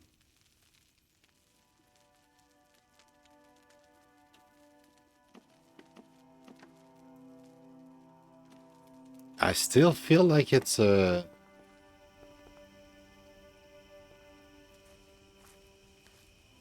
sort of walking sim. Men have become the tools of their tools. The man who independently plucked the fruits when he was hungry has become a farmer, and he who stood under a tree for shelter, a housekeeper. We now no longer camp as for a night, but have settled down on earth and forgotten heaven. I'll tell you what, guys. This is the thing I was thinking today when I was doing my errands, and I was not in front of a computer. I could like have some time for myself to think about things, right? And I was thinking about like the thing I want to do with this show is like every now and again, I kind of want to come back to the games that we've tested, right? Because like it's kind of the goal, right? Is to figure out what's good and also what it is. Like, and sometimes we will make mistakes. So a lot of them I will play some more, right? Oh, what's happening here? I didn't have time to go back home.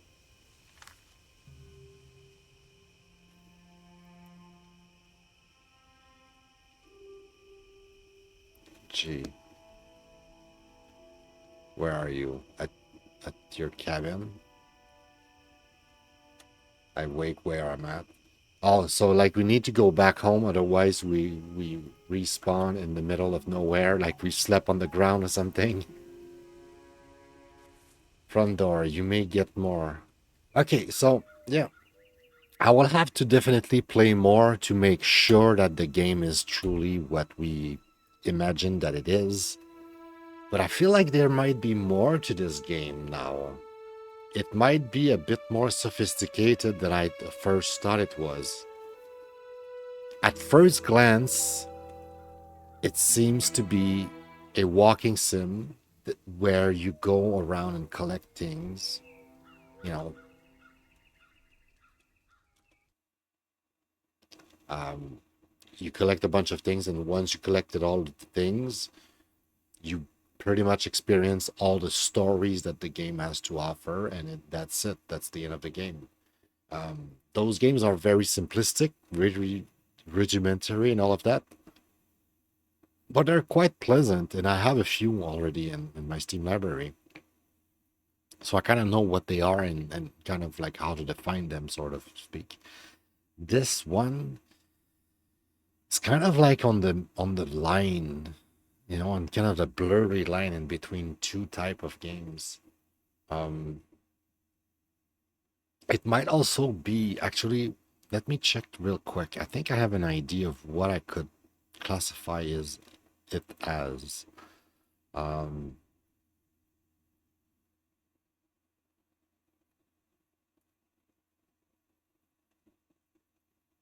I thought it was in those. Yeah, I guess I could also possibly put it in the shore, but it's not what I was thinking about. Oh, I guess it's because it's puzzle, so it might be here already. Let's see. Story point and click. No, definitely not that.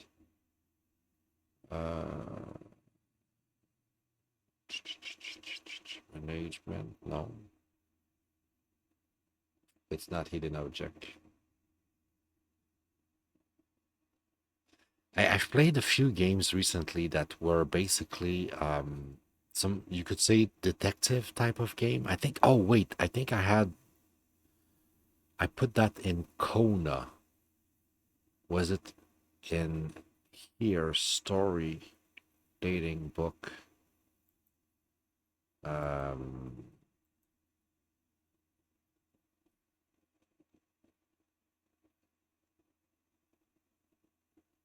damn it.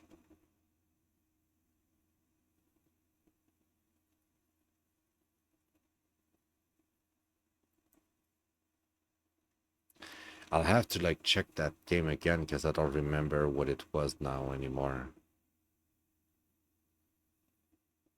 It was definitely a special game though.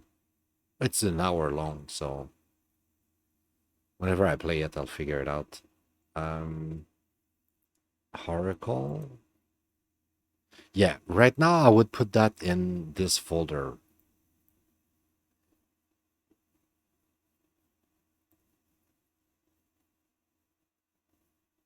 I thought I had a folder. I cannot find it right now. I don't know, but I've played a game called Call of Cthulhu. There, tell Call of Cthulhu.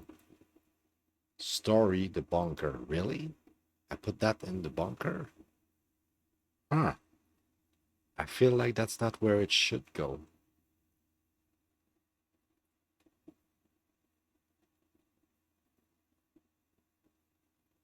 But basically, the Call of Cthulhu, you are basically sort of like a detective, you could say, in the story. And it's a bit of a walking sim in a sense, but you collect clues, you collect stuff, so to speak, you collect evidence, you understand the story, and at some point, you kind of like go forward in the thing. So it's not exactly the same type of gameplay, but anyway. Anyway, let's get back to the rating here. We're gonna put that in the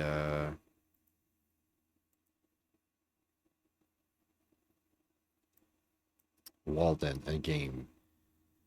Walking sim drizzle pat. Okay, walking sim is correct. Drizzle pat, not so much. I was saying it's like what's the name of the other game?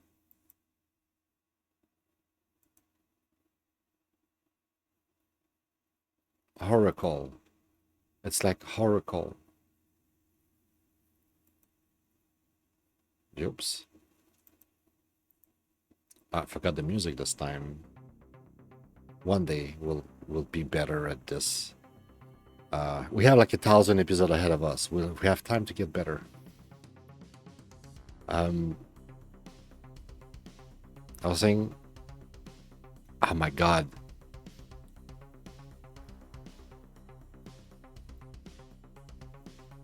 Oracle. It's not in the option here. Oracle.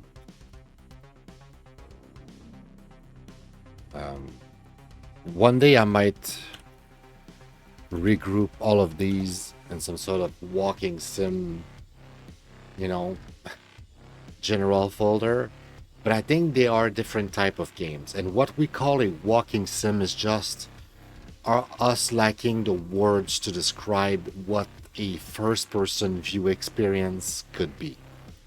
Because anything that we just simply call a walking sim, to me, is kind of like lazy for like, oh, it's not a first-person shooter, and because you're not shooting, it's a first-person something, and because I don't know what it is, I'm just gonna say it's a walking sim.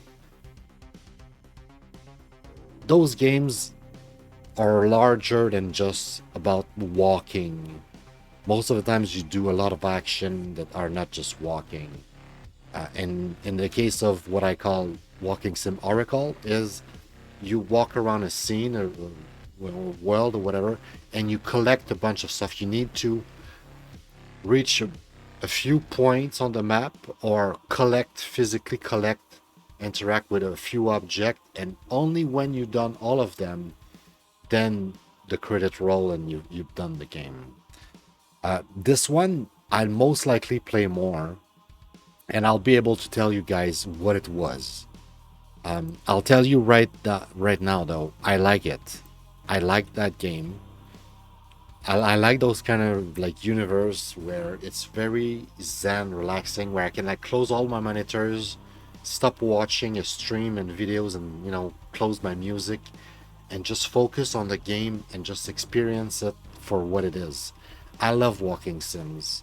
I love those type of games. So this one, having a little bit more, more meat on the bone, you could say, like having a little bit more than just walking around and doing nothing else than walking, really intrigues me, and I feel like I'm gonna play some more of it.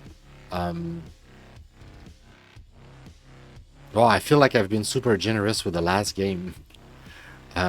It truly was great. Maybe more closer to a 4 than a 5, but yeah, this one, I don't know if it's gonna be I would say it's a solid 3 and a personal 4 for now. If I play more and I can vouch for it and be like, oh yeah, it's actually very, very good, maybe it would be a 4 or even a 5.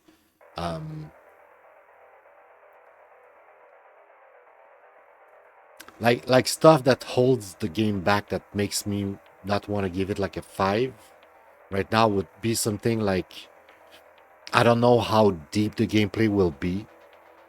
Like it could be super like shallow, like what we've experienced, so to speak, in the few time we spent with the game. Maybe like the UI was not super duper pretty, but it was not ugly. No, you know what? The more I think about it, the more I'm like, it's definitely a 4. And personally, I might get to 5, but for now, I will stick at 4. Yeah, very solid game, at least for me.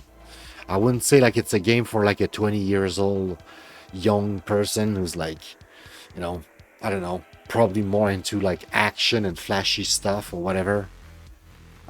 This is like an old man, old woman type of game. Like you need to be a little bit more mature to appreciate that kind of stuff, I think. Now, I couldn't tell you what it was before. Right now, I would say it looks like it's a traveling type of game in the sense that it's very focused on storytelling.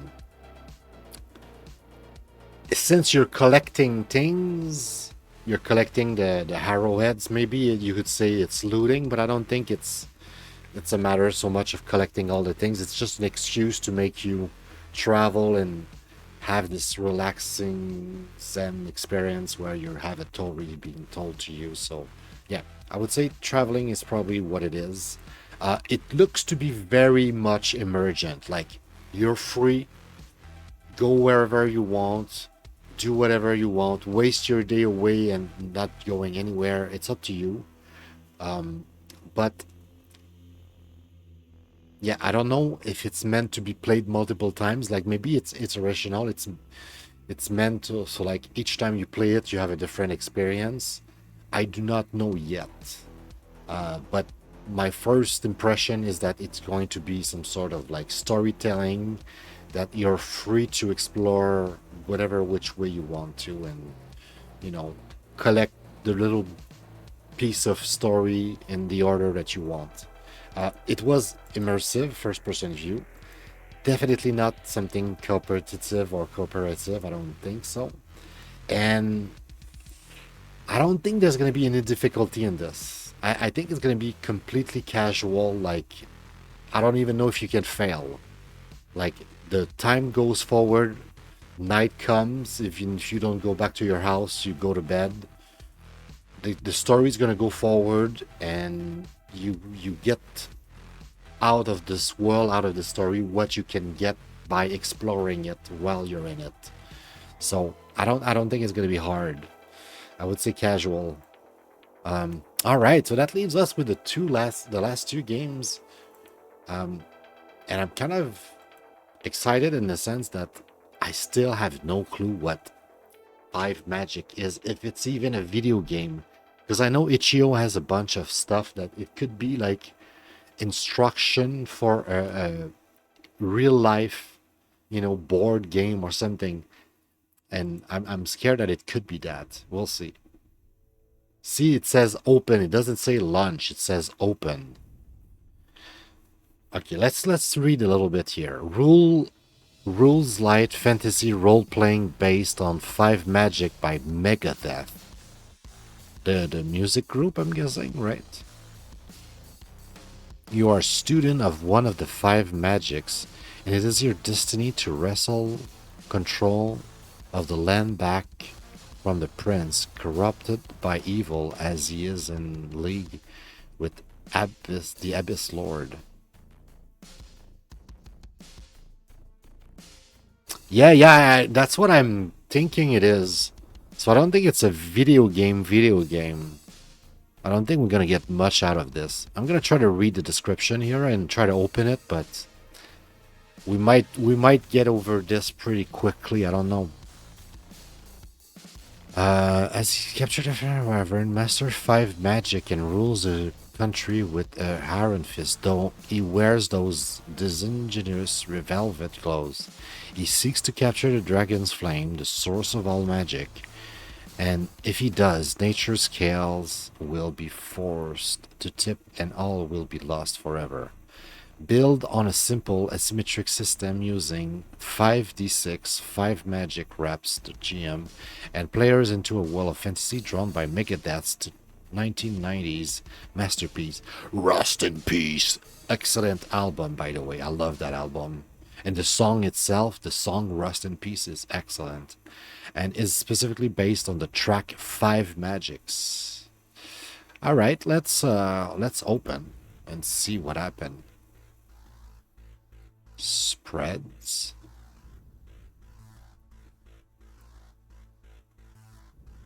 So it's not a game. It's a PDF, guys. Tabletop. Yeah, ça se pourrait bien. Tabletop RPG. Yeah. Je pense que t'as raison. So we got a PDF. Not super interactive. Alright, rules and setup. So yeah, I don't think I'm gonna read that. We just save some time on this episode, I guess. That's a thing that might happen from time to time with Ichio. I'll try to be more careful with the next lineup. Make sure that the 5 games we choose are actually games. But I gotta say, the document that is provided here is pretty cool. You know.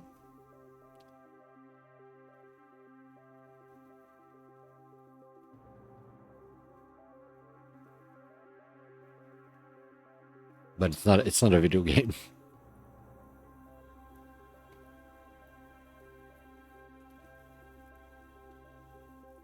I know Humble Bundle also has that, like where I have like sometimes it could be assets to create a video game, it could be sound effects, it could be like a soundtrack. It like not everything that I have on Humble is an actual game. Some of like software or other products. So itch.io might have a few of those, which this time in this case is one of those examples.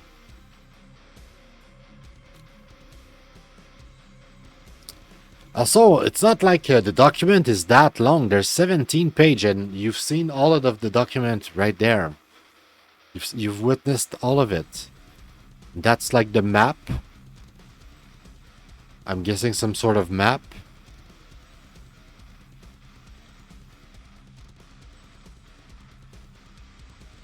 And I'm guessing there's like, you know, because it's a tabletop, like a lot of it is like reading, you know, the things and, you know, talking with your friends and role playing the things, right? So like at the beginning, there's going to be probably a setup stuff where you choose like, you know, elements and stuff or whatever for the class that people like. You see your setups and rules, right? Your PC name. Choose one of the 5 magics to practice.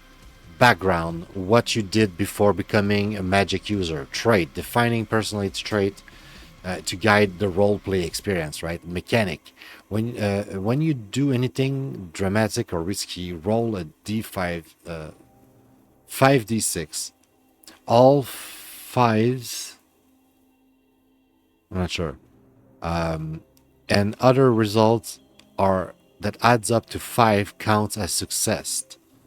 4 plus, okay, so all 5s or a result that adds up to 5 or count as success. Okay, I get it. So you roll 5d6 and a bunch of them will roll, you know, a bunch of numbers, and some of them will be 5 or 6 and some will be lowers. You could combine those to make 5s. 6s significantly significant complications. Okay, so you don't want to get 6s. When your background is applicable, you gain 1 free success. Okay, you have 5 life force and may sacrifice 1 to invert any result, whether a roll is for something mundane or when practicing your magic. You lose life force when complications arise during risky actions. At 0, your PC dies. Personal character, I guess. PC, I'm not sure. It's like non-playable characters, so PC is playable characters.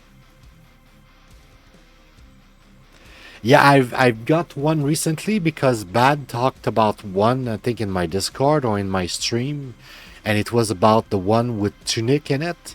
So for $10 I got Tunic and like 50, 100 more games, so I have Tunics now, so that's pretty cool. But yeah, I haven't bought anything for years on this platform. I don't even know when I got 5 magics here. But yeah, that's gonna be it for this. Now how can I rate this? This is gonna be an interesting case, right? 5 magic is a tabletop game, so I cannot experience it. It's not a video game. I cannot rate it.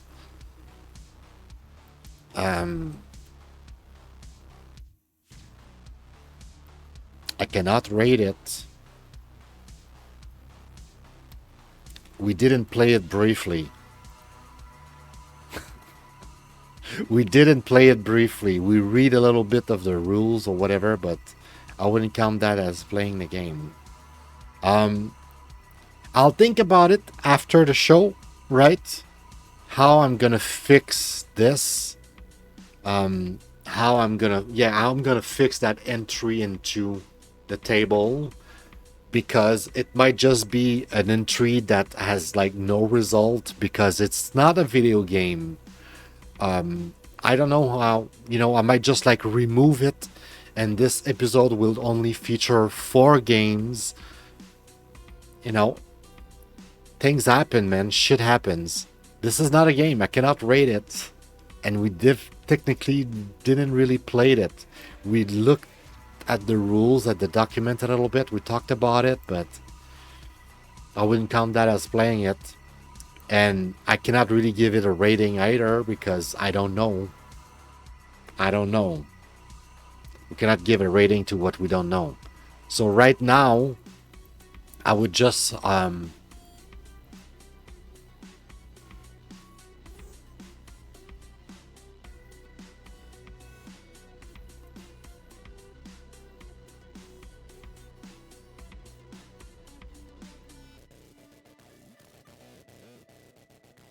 yeah, I'm just gonna put it black for right now. I might just delete it later. I don't know. I'll leave a note here.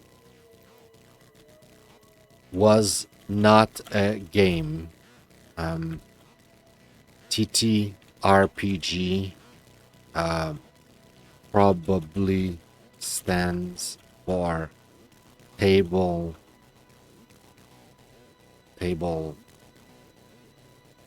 top RPG, and that was just a PDF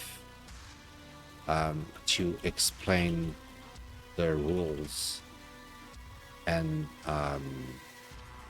give info about the game.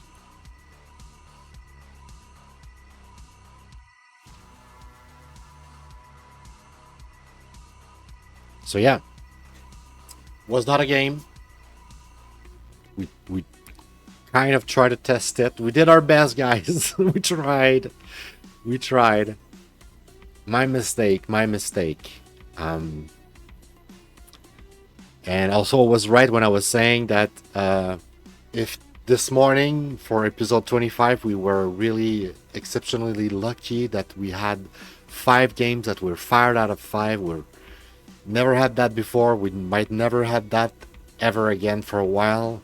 5 crazy good game, all exceptional. I was like, we're gonna have 5 disaster. Not quite, because MewnBase was kind of good. This was super solid, and Walden was also very decent. Like all 3 games were like moderate to very good. Moderately good to very good. So like, yeah. Now, is this one gonna be even a game? Hopefully it is a game. I feel like I tried to play this once. I don't know if it says if I have a playtime somewhere. Does it say? Last opened 8 minutes ago. Okay, no, not that. I don't know if it says anything anywhere about.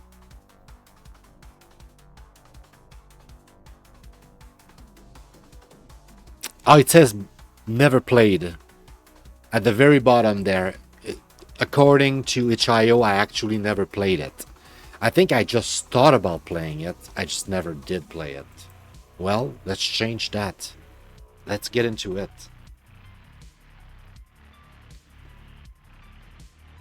Oh, it's all good, man. Have a good night. You take care, man. Thanks for stopping by. I really appreciate having you around. And yeah, I probably said it already, but yeah, you have a good night, man. Good cigar.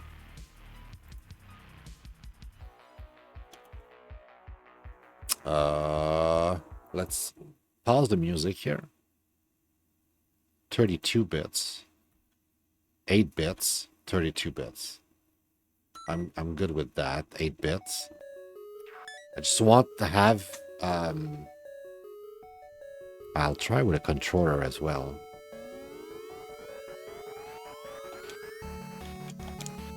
Unfortunately, I launched it without, controller being open, so that's not helping.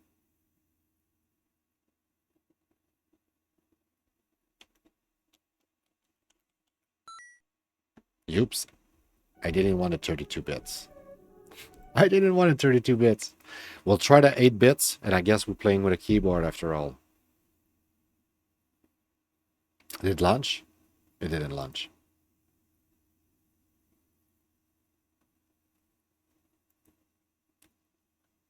8-bit.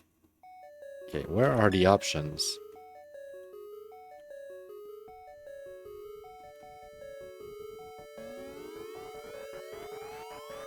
There you go, full screen.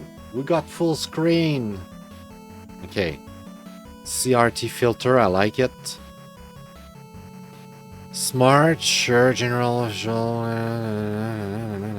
configure keyboard. What do we have here? That's OP?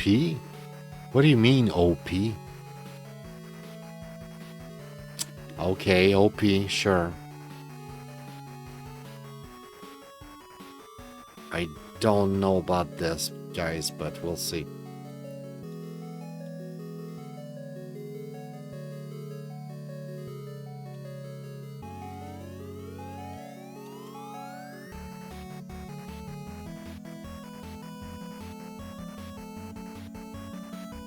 Story mode.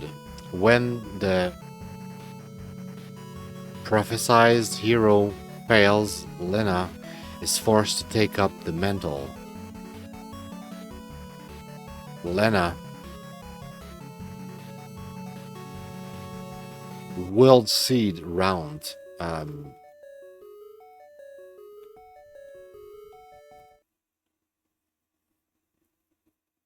should have picked my name too. I didn't pick a name. I just went with Lenna.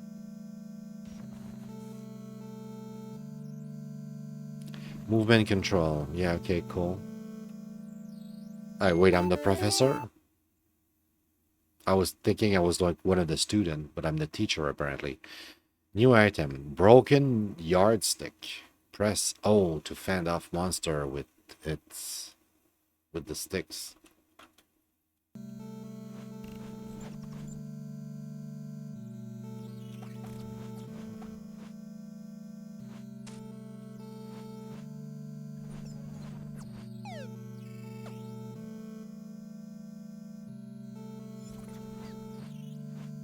Okay, what are we supposed to be doing here?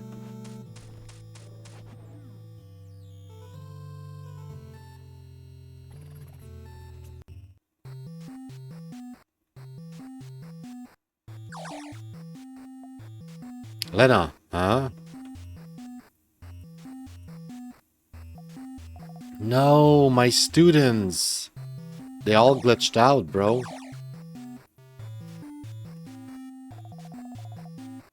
My friend claims a dolphin attacked them with throwing stars. I don't know, it sounds kind of fishy to me.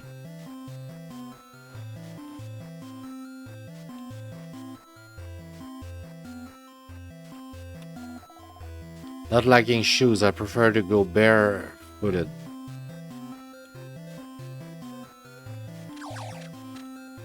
Alright, so our sword doesn't fucking cut anything.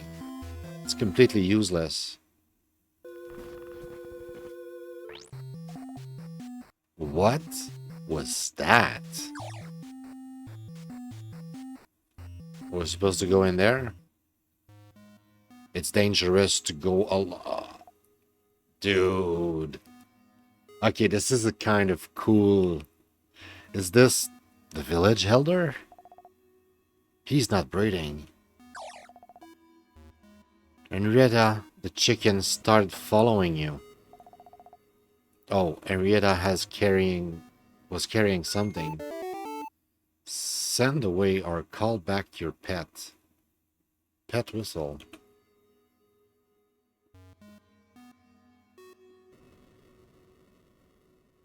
Okay.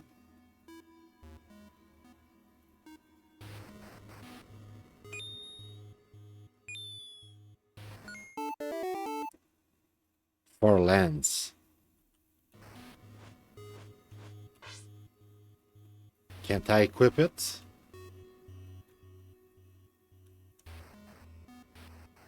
Okay, so in terms of what is it? Well, I think if you don't know what the game is right now, well, you're definitely lacking some game culture, okay? This is clearly a Zelda. There's zero doubt in my mind. It's dangerous to go with plenty of blood. The elder is dead in the corner. There's a chicken following you. And then, you know, if it was not obvious enough already, like you have that little sword thingy, like it's literally Zelda. It's so much Zelda. And here's Lance. Not Link, Lance. Lenna, that outfit, you must be the hero kid. I guess the feeling... I get the feeling the Elder wanted you to have this. What are you doing? Because Link is always like, you know, you could hurt yourself.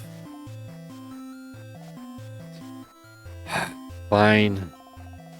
I'll show you how to use that weapon if you complete a quest. If you complete the quest for me, I need you to rescue my students. Just let me deal with the monsters for now. Come on, I'll take you to the tutorial area. Okay, map, pause.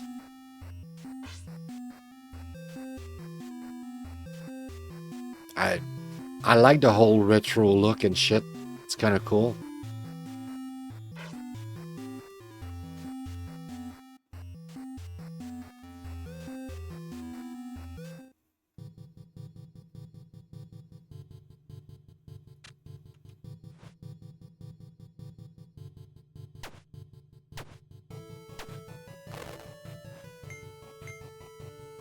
Why did it fall there? The fuck?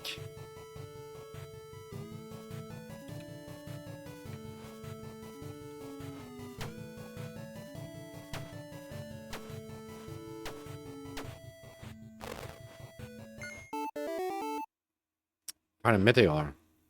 It came from outer space. If you gather a bunch of these, maybe you can make something. Open your map with M to quickly return to a place you've already been. Because now you have a bike. Generating level 1.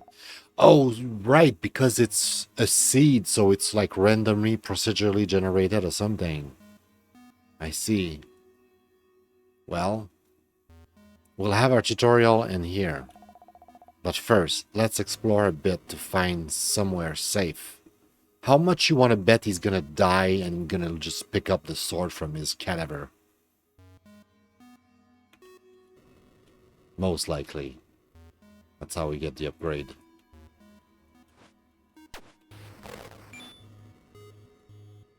Right, if given the choice, I would not play with the keyboard. And it's not even a mouse, it's just keyboard.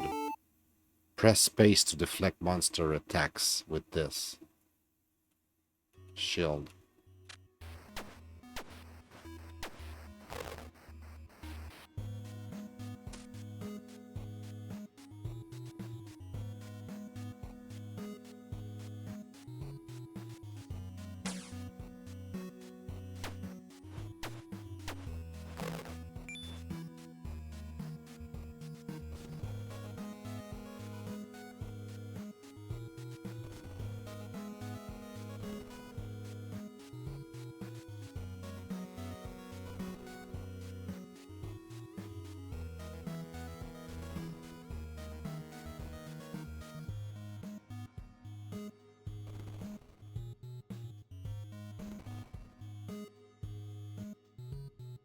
Wait a second. Maybe it was a puzzle we were supposed to push this one like that. Aha! This room looks safe enough. Using your sword is simple. There are two main modes of attack. The first is slashing. To do that, press and release the O button like this. No, press it like...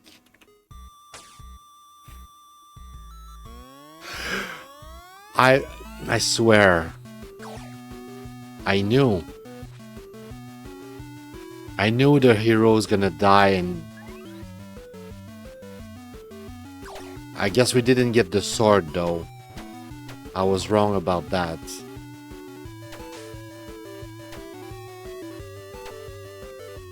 But I was right about the hero dying. One of the Fable 4 powers. With this power, every conflict you survive will make you stronger.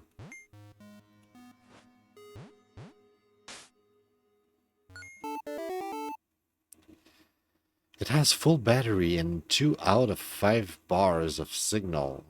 The hero's telephone, okay. Hero's sword. Its lance sword, the sharp edge on it is perfect for cutting things. Alright, so now we have an actual sword.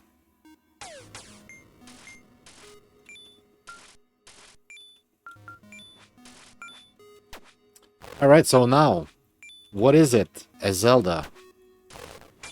Is it good? Yeah. It's kind of decent. I don't know how deep it's going to be. Maybe it's going to be rather simple and, you know, I'll be disappointed in the end. But regardless, I think like the experience I'm having so far is pretty good. Like I'm having a good time. I'm scared it's gonna be too short, if anything. I'm just really scared it's gonna be very short. But I'll tell you what, like the other games we've seen tonight, there's a good likely chance that I'm gonna play some more. Sometimes, you know, there's games that I'm like, I'm done with them and I'm happy to be done with them and I'll never touch them again. But there's games sometimes that I'm like, I can't wait to be done with the stream so I can just chill and play them from, you know, by myself and actually experience them for what they have to offer, right? And I would say the lineup of tonight, except maybe the the one that was not a game, pretty surprising, pretty satisfying lineup. I think we'll play more. I think I won't just uninstall all of them right away. Especially this one, I feel like it might be super short and procedurally generated. So I'm kind of... I wanna finish this. I want to see where this is going, because it's also like a bit like humoristic, right? I don't think it's going to be that serious. Drink it to find out what it does. A fizzy purple potion. Okay, sure.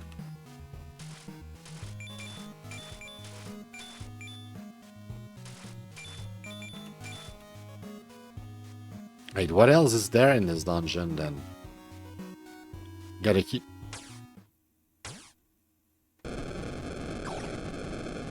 Archangel Azafal? Flail? Oh, Azaflail! Oh, makes sense. Azraflail. Imposter, thou shalt not vanquished, fiend.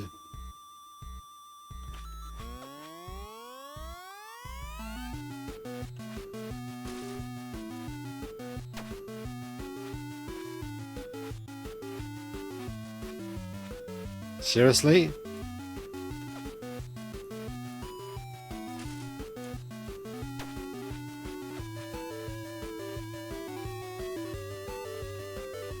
So all I have to do is avoid the attack, basically.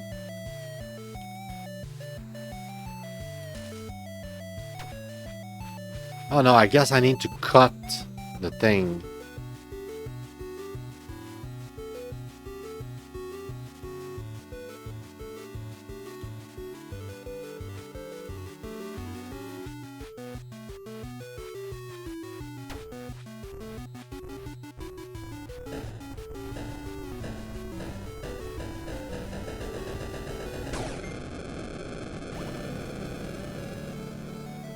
Archangel Heart. This heart permanently increase your fortitude. Corrupt memory loss was restored. Memory 0. Dad. Lance. Your mother sacrificed herself to get me out, but even she couldn't save me. Oh, my dear Stiletto. It's my fault. I shouldn't have sent you on such a risky mission. There's no way you could have known. I've never seen archangels so vicious. I think they were protecting something. Lance, today you become the hero of fortitude. It's too soon, Dad. I know, but only a few people in the world can hold power like this. And you're the last in our line.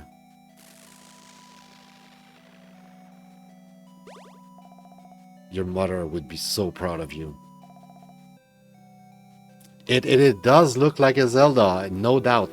You missed it, but there was a scene at the beginning. Literally, you enter a room, and written in blood, it says, "It's dangerous to go alone," but like the alone is not completely written. It's just a bunch of blood, and the elder of the village is in the corner, and it's like, okay, well, there's the sword here. We give the sword to the hero Lance, but then Lance was not really a hero, and us, the character, we're like the teacher. We're just like come with us. We're gonna give you a tutorial to how to use the sword. But as expected, he dies. We pick up the sword, and we are the hero after all. So yeah, so far it's pretty good, I would say. It's fucking. The problem is that I'm worried that it's gonna be very short. I don't know. Like it's procedurally generated, I think. So it's gonna be different every time you play. Like at least the dungeon, I think. I'm not sure. Jess, look after Lance. He's just a boy. I'll keep him safe as long as I'm breathing. Oh, that was the elder. Claymore. Goodbye, lad. Look after the prince and the kingdom. They'll need you one day. Sure. Saving. Ring, ring. Elder. Lance, I wanted to keep you from danger for a few more years, but I've failed. I speak to you now from beyond the veil. Lenna is like, The undead forces of the chairman of the Bankers Guild. I've snatched the prince from his throne. Man, my throat is so dry. Oh, a bit better. With his thoughtless action, the chairman has destroyed the fragile balance of powers that keeps our world from descending into chaos and corruption. It's time to take your first steps towards your destiny and become the hero you were born to be. Seek out the librarian. She has knowledge of the 4 hidden dungeons of this island. Defeat the evil within them and become stronger. When you've done that, I will send my acolyte to fill you in on the next steps. Click. New contact elder. Call this person using the telephone in your inventory. Chaos and corruption? Is that what happened to my school? And to Lens?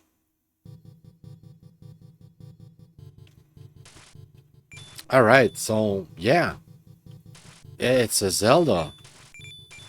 Definitely a Zelda.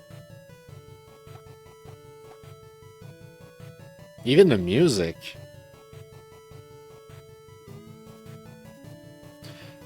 It's just weird how, like, if it's like procedurally generated, I'm not sure how the maps works. Fizzy red potion. Drink it to find out what it does. It's the second potion I get, and it's the second time they're like, drink it and you'll figure it out.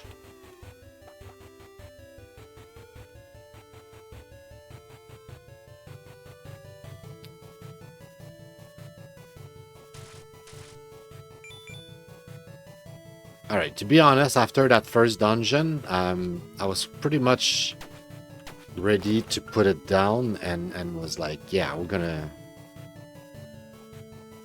I just want to explore just a little bit more. Is that the librarian? My desk is so disorganized. I can't find anything I'm looking for. Help me, will you? There are notes here in some kind of code. Or maybe what?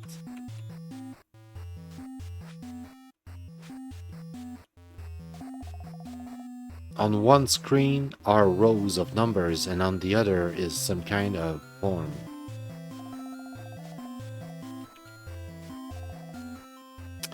Henrietta looks clocking mad.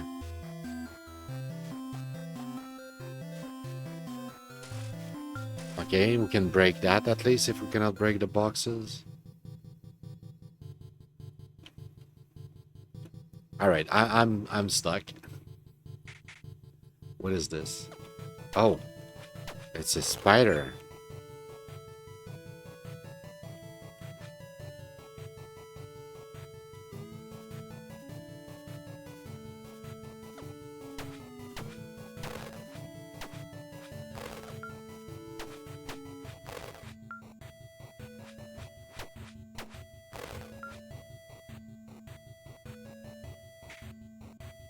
I don't know if I can just save by myself as well. Ooh. Hooray! $100.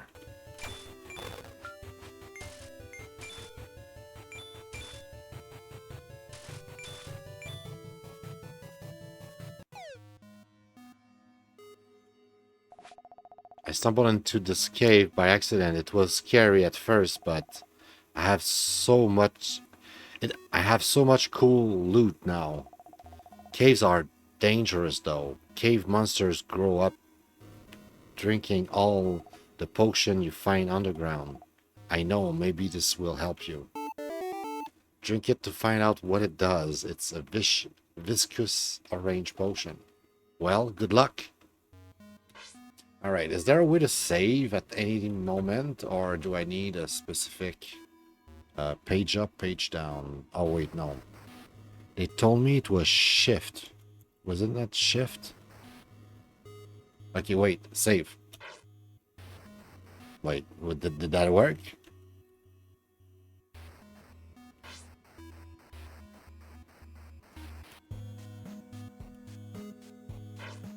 I don't think so.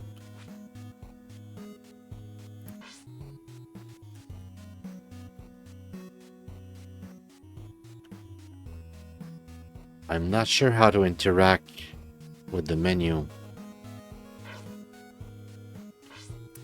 I'm not sure if I managed to quit. If I managed to save.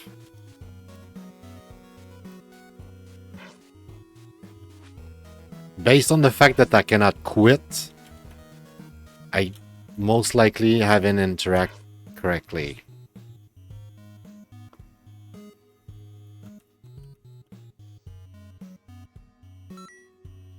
Oh, it's E. Oh, okay. It's E. Yes. Wow, okay. You know what? I'm not disappointed. I was very scared of being disappointed. And the only disappointment is I can't play with a controller. I haven't tried with a plugged controller though, so maybe there's still hope.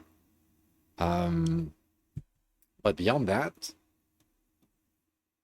the game was absolutely fabulous. Like, awesome.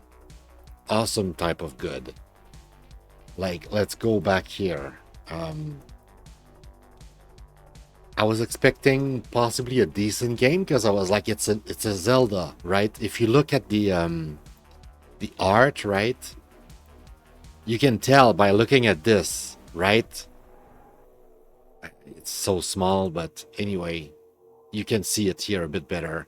You can look at the art and instantly you know it's a Zelda. You don't even have to see a screenshot.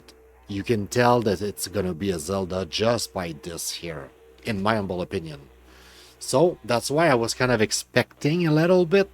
You know, I was like, hopefully it's not gonna be bad.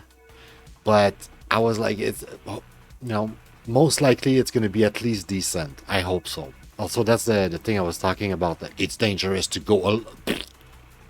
It's like full, plenty of blood. Pretty cool. I don't know if it's a 5 though. I would say, objectively speaking, I cannot give it a 5 because procedurally generated stuff to me is a bit lazy. Like, a handcrafted experience is always better to procedurally generated crap.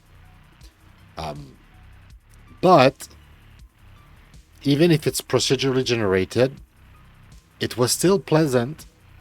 Like, the map were not too ugly, and everything else, except the fact that it's procedurally generated, was great. Like, to me, was like top notch. It's a Zelda. It felt like a Zelda, to the point where even though objectively I'm not happy about the fact that it's procedurally generated, like I said, it's might not be the best argument against something, but to me it's a good point against something. It's definitely, it's like saying like, oh, this game has like microtransaction. Yeah, could be the best game in the universe, but it would be better without microtransaction. Right? It would be better if all whatever that unlock would be like in game. So same in the same logic, if the levels were all handcrafted and the map and all of that was like, made with love and like some kind of vision of like, I want the map to be like that and to look like that and to work like that, I think it would be better. It would be less lazy, in my humble opinion. So, because of that, it loses a little bit of point, but I definitely liked it. Definitely liked it. Now, how do you win? I'm assuming you're gonna win in this through combat, I'm guessing. Metroid / Zelda. Oh, wait. Is it traveling? Because it's Zelda.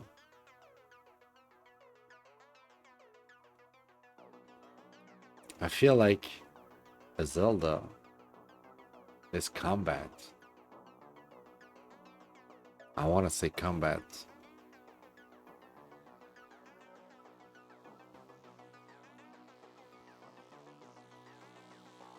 It's arguable, but I would say combat.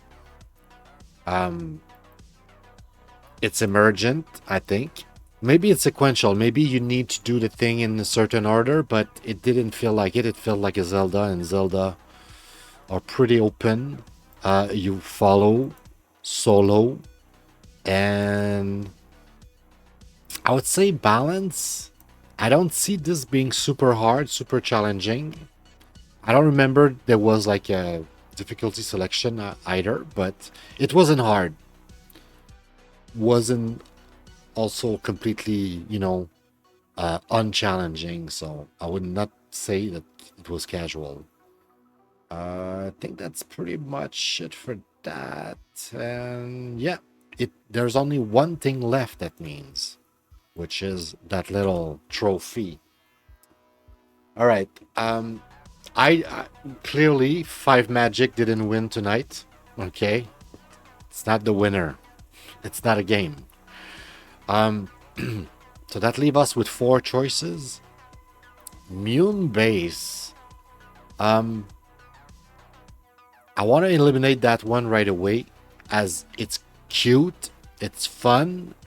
I wouldn't say that was the highlight of the night. Um,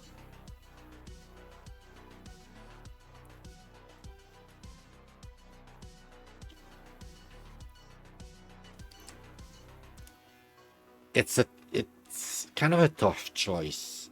I kind of want to go with read only memory. I think that's the winner. I think it should be the winner. I think that's the most polished of all five games. It's the most polished, the most polished.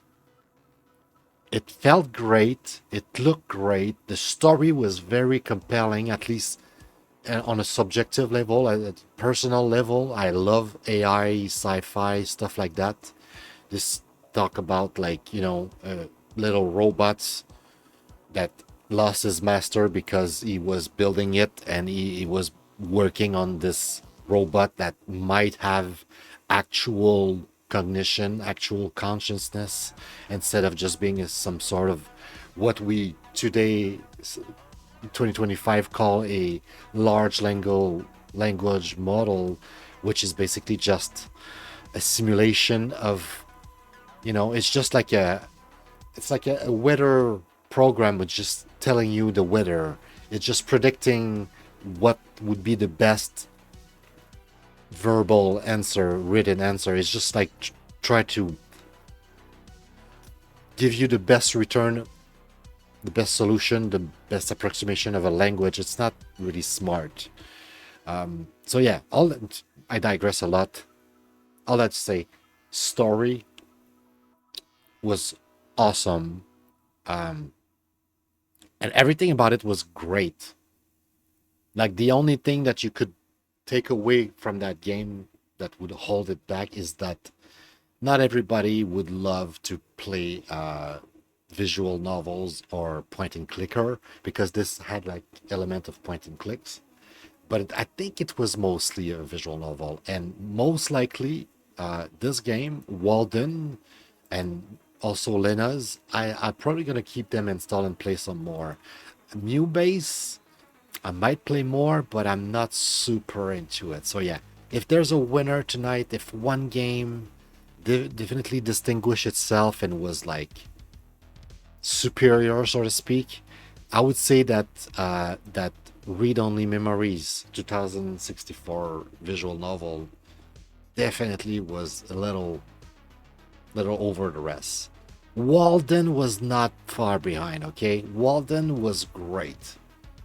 I feel like Walden might be a little bit less accessible. It's more of a mature type of, no, I want to say adult type of game. I don't see children having that much fun. Although you could argue the same about that story. Maybe it would not be super compelling for children. But I would say that this is more universal, of an experience of a game. That this is a bit more niche. Like you're walking, it's historical. I feel like a bunch of people would be bored very quickly and be like unattracted by that kind of game. That's my humble opinion. I'm no expert. I only benchmark 130 games, right? We cannot even say 130 because one of them was not a game. So we're stuck with... I hate that. I really hate the fact that it's not equal anymore. But yeah, I was saying, I'm not an expert, right? I only tested 120 some games, quote unquote. We have about 1,000 episodes to do. We only recorded 26. Maybe by, episode 500, I would feel and sound a bit more like an expert.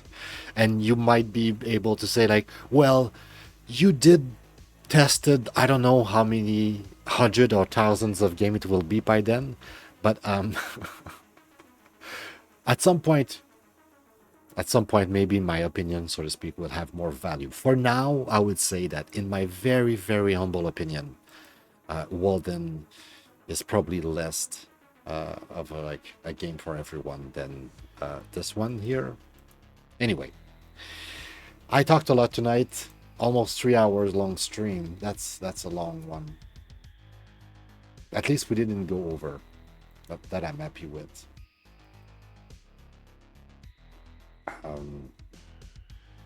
Yeah, I think that's gonna be it. I'm not even gonna go and send you anywhere. I'm just gonna cut it here. Stop rambling. Two things before I go and do my outro. I just want to remind anyone who watched this right now. There is a Discord. Please join and leave your opinion. You'll also get notified whenever I go live, and you'll have access to like preview of like what's coming. And it's just a good way to get in touch with me overall, to keep in touch and to know on the project and what's to come next on the benchmark, and maybe have an impact on it. Second thing, I want to remind you that in the description of the video, if you're watching on Rumble or YouTube, or if you're on Twitch, on my channel, there's the description of my channel in the About section. There is that section about the benchmark. There's a picture. Click on it. If you click on the picture, it will send you to that document here. You can make a copy of the document, and you can, start making your own, compilation of like your library and where you're at, and and all that. But if you make a copy of it, because I don't think you can modify it, and not being able to modify it if you don't make a copy means that most likely you won't be able to do searches. But I will work on making this other tabs eventually. Like, the document will keep on improving over time, and I will try to make a search engine so that whether you make a copy or not, it would hopefully allow a user to just view the document, to be able to at least do some sort of search so that they can have the information on whatever title they're looking for. But yeah, if you want to have access to the document, or if you just want to hang out, Discord is the place. And on that note, yeah, let's go to the outro. Thank you so much for stopping by. Thanks for watching. Always truly, really, truly appreciate it. You have an amazing rest of your day. You take care. Hopefully we see each other pretty soon. Maybe tomorrow. I don't remember. I technically took a day off during the weekend. So yeah, I don't know when it's going to be another day off. So hopefully we see each other pretty soon, like tomorrow. But until then, remember, life is short. So make the most out of it. I know it's a bit cheesy, but life is truly short. So don't miss out, don't waste it away. And on that very subject of not wasting your life away, be that change that you want to see in our world. Because, our world is what it is. And if you have a vision and you think that, the world should be this way or that way or whatever, maybe the reason why you're here is to actually implement that vision, to be that very change that you're seeing, that you think that is necessary. So go out there and be that change, man. All right, you take care. See you. Take care, Billy. Thanks for stopping by. Bye-bye.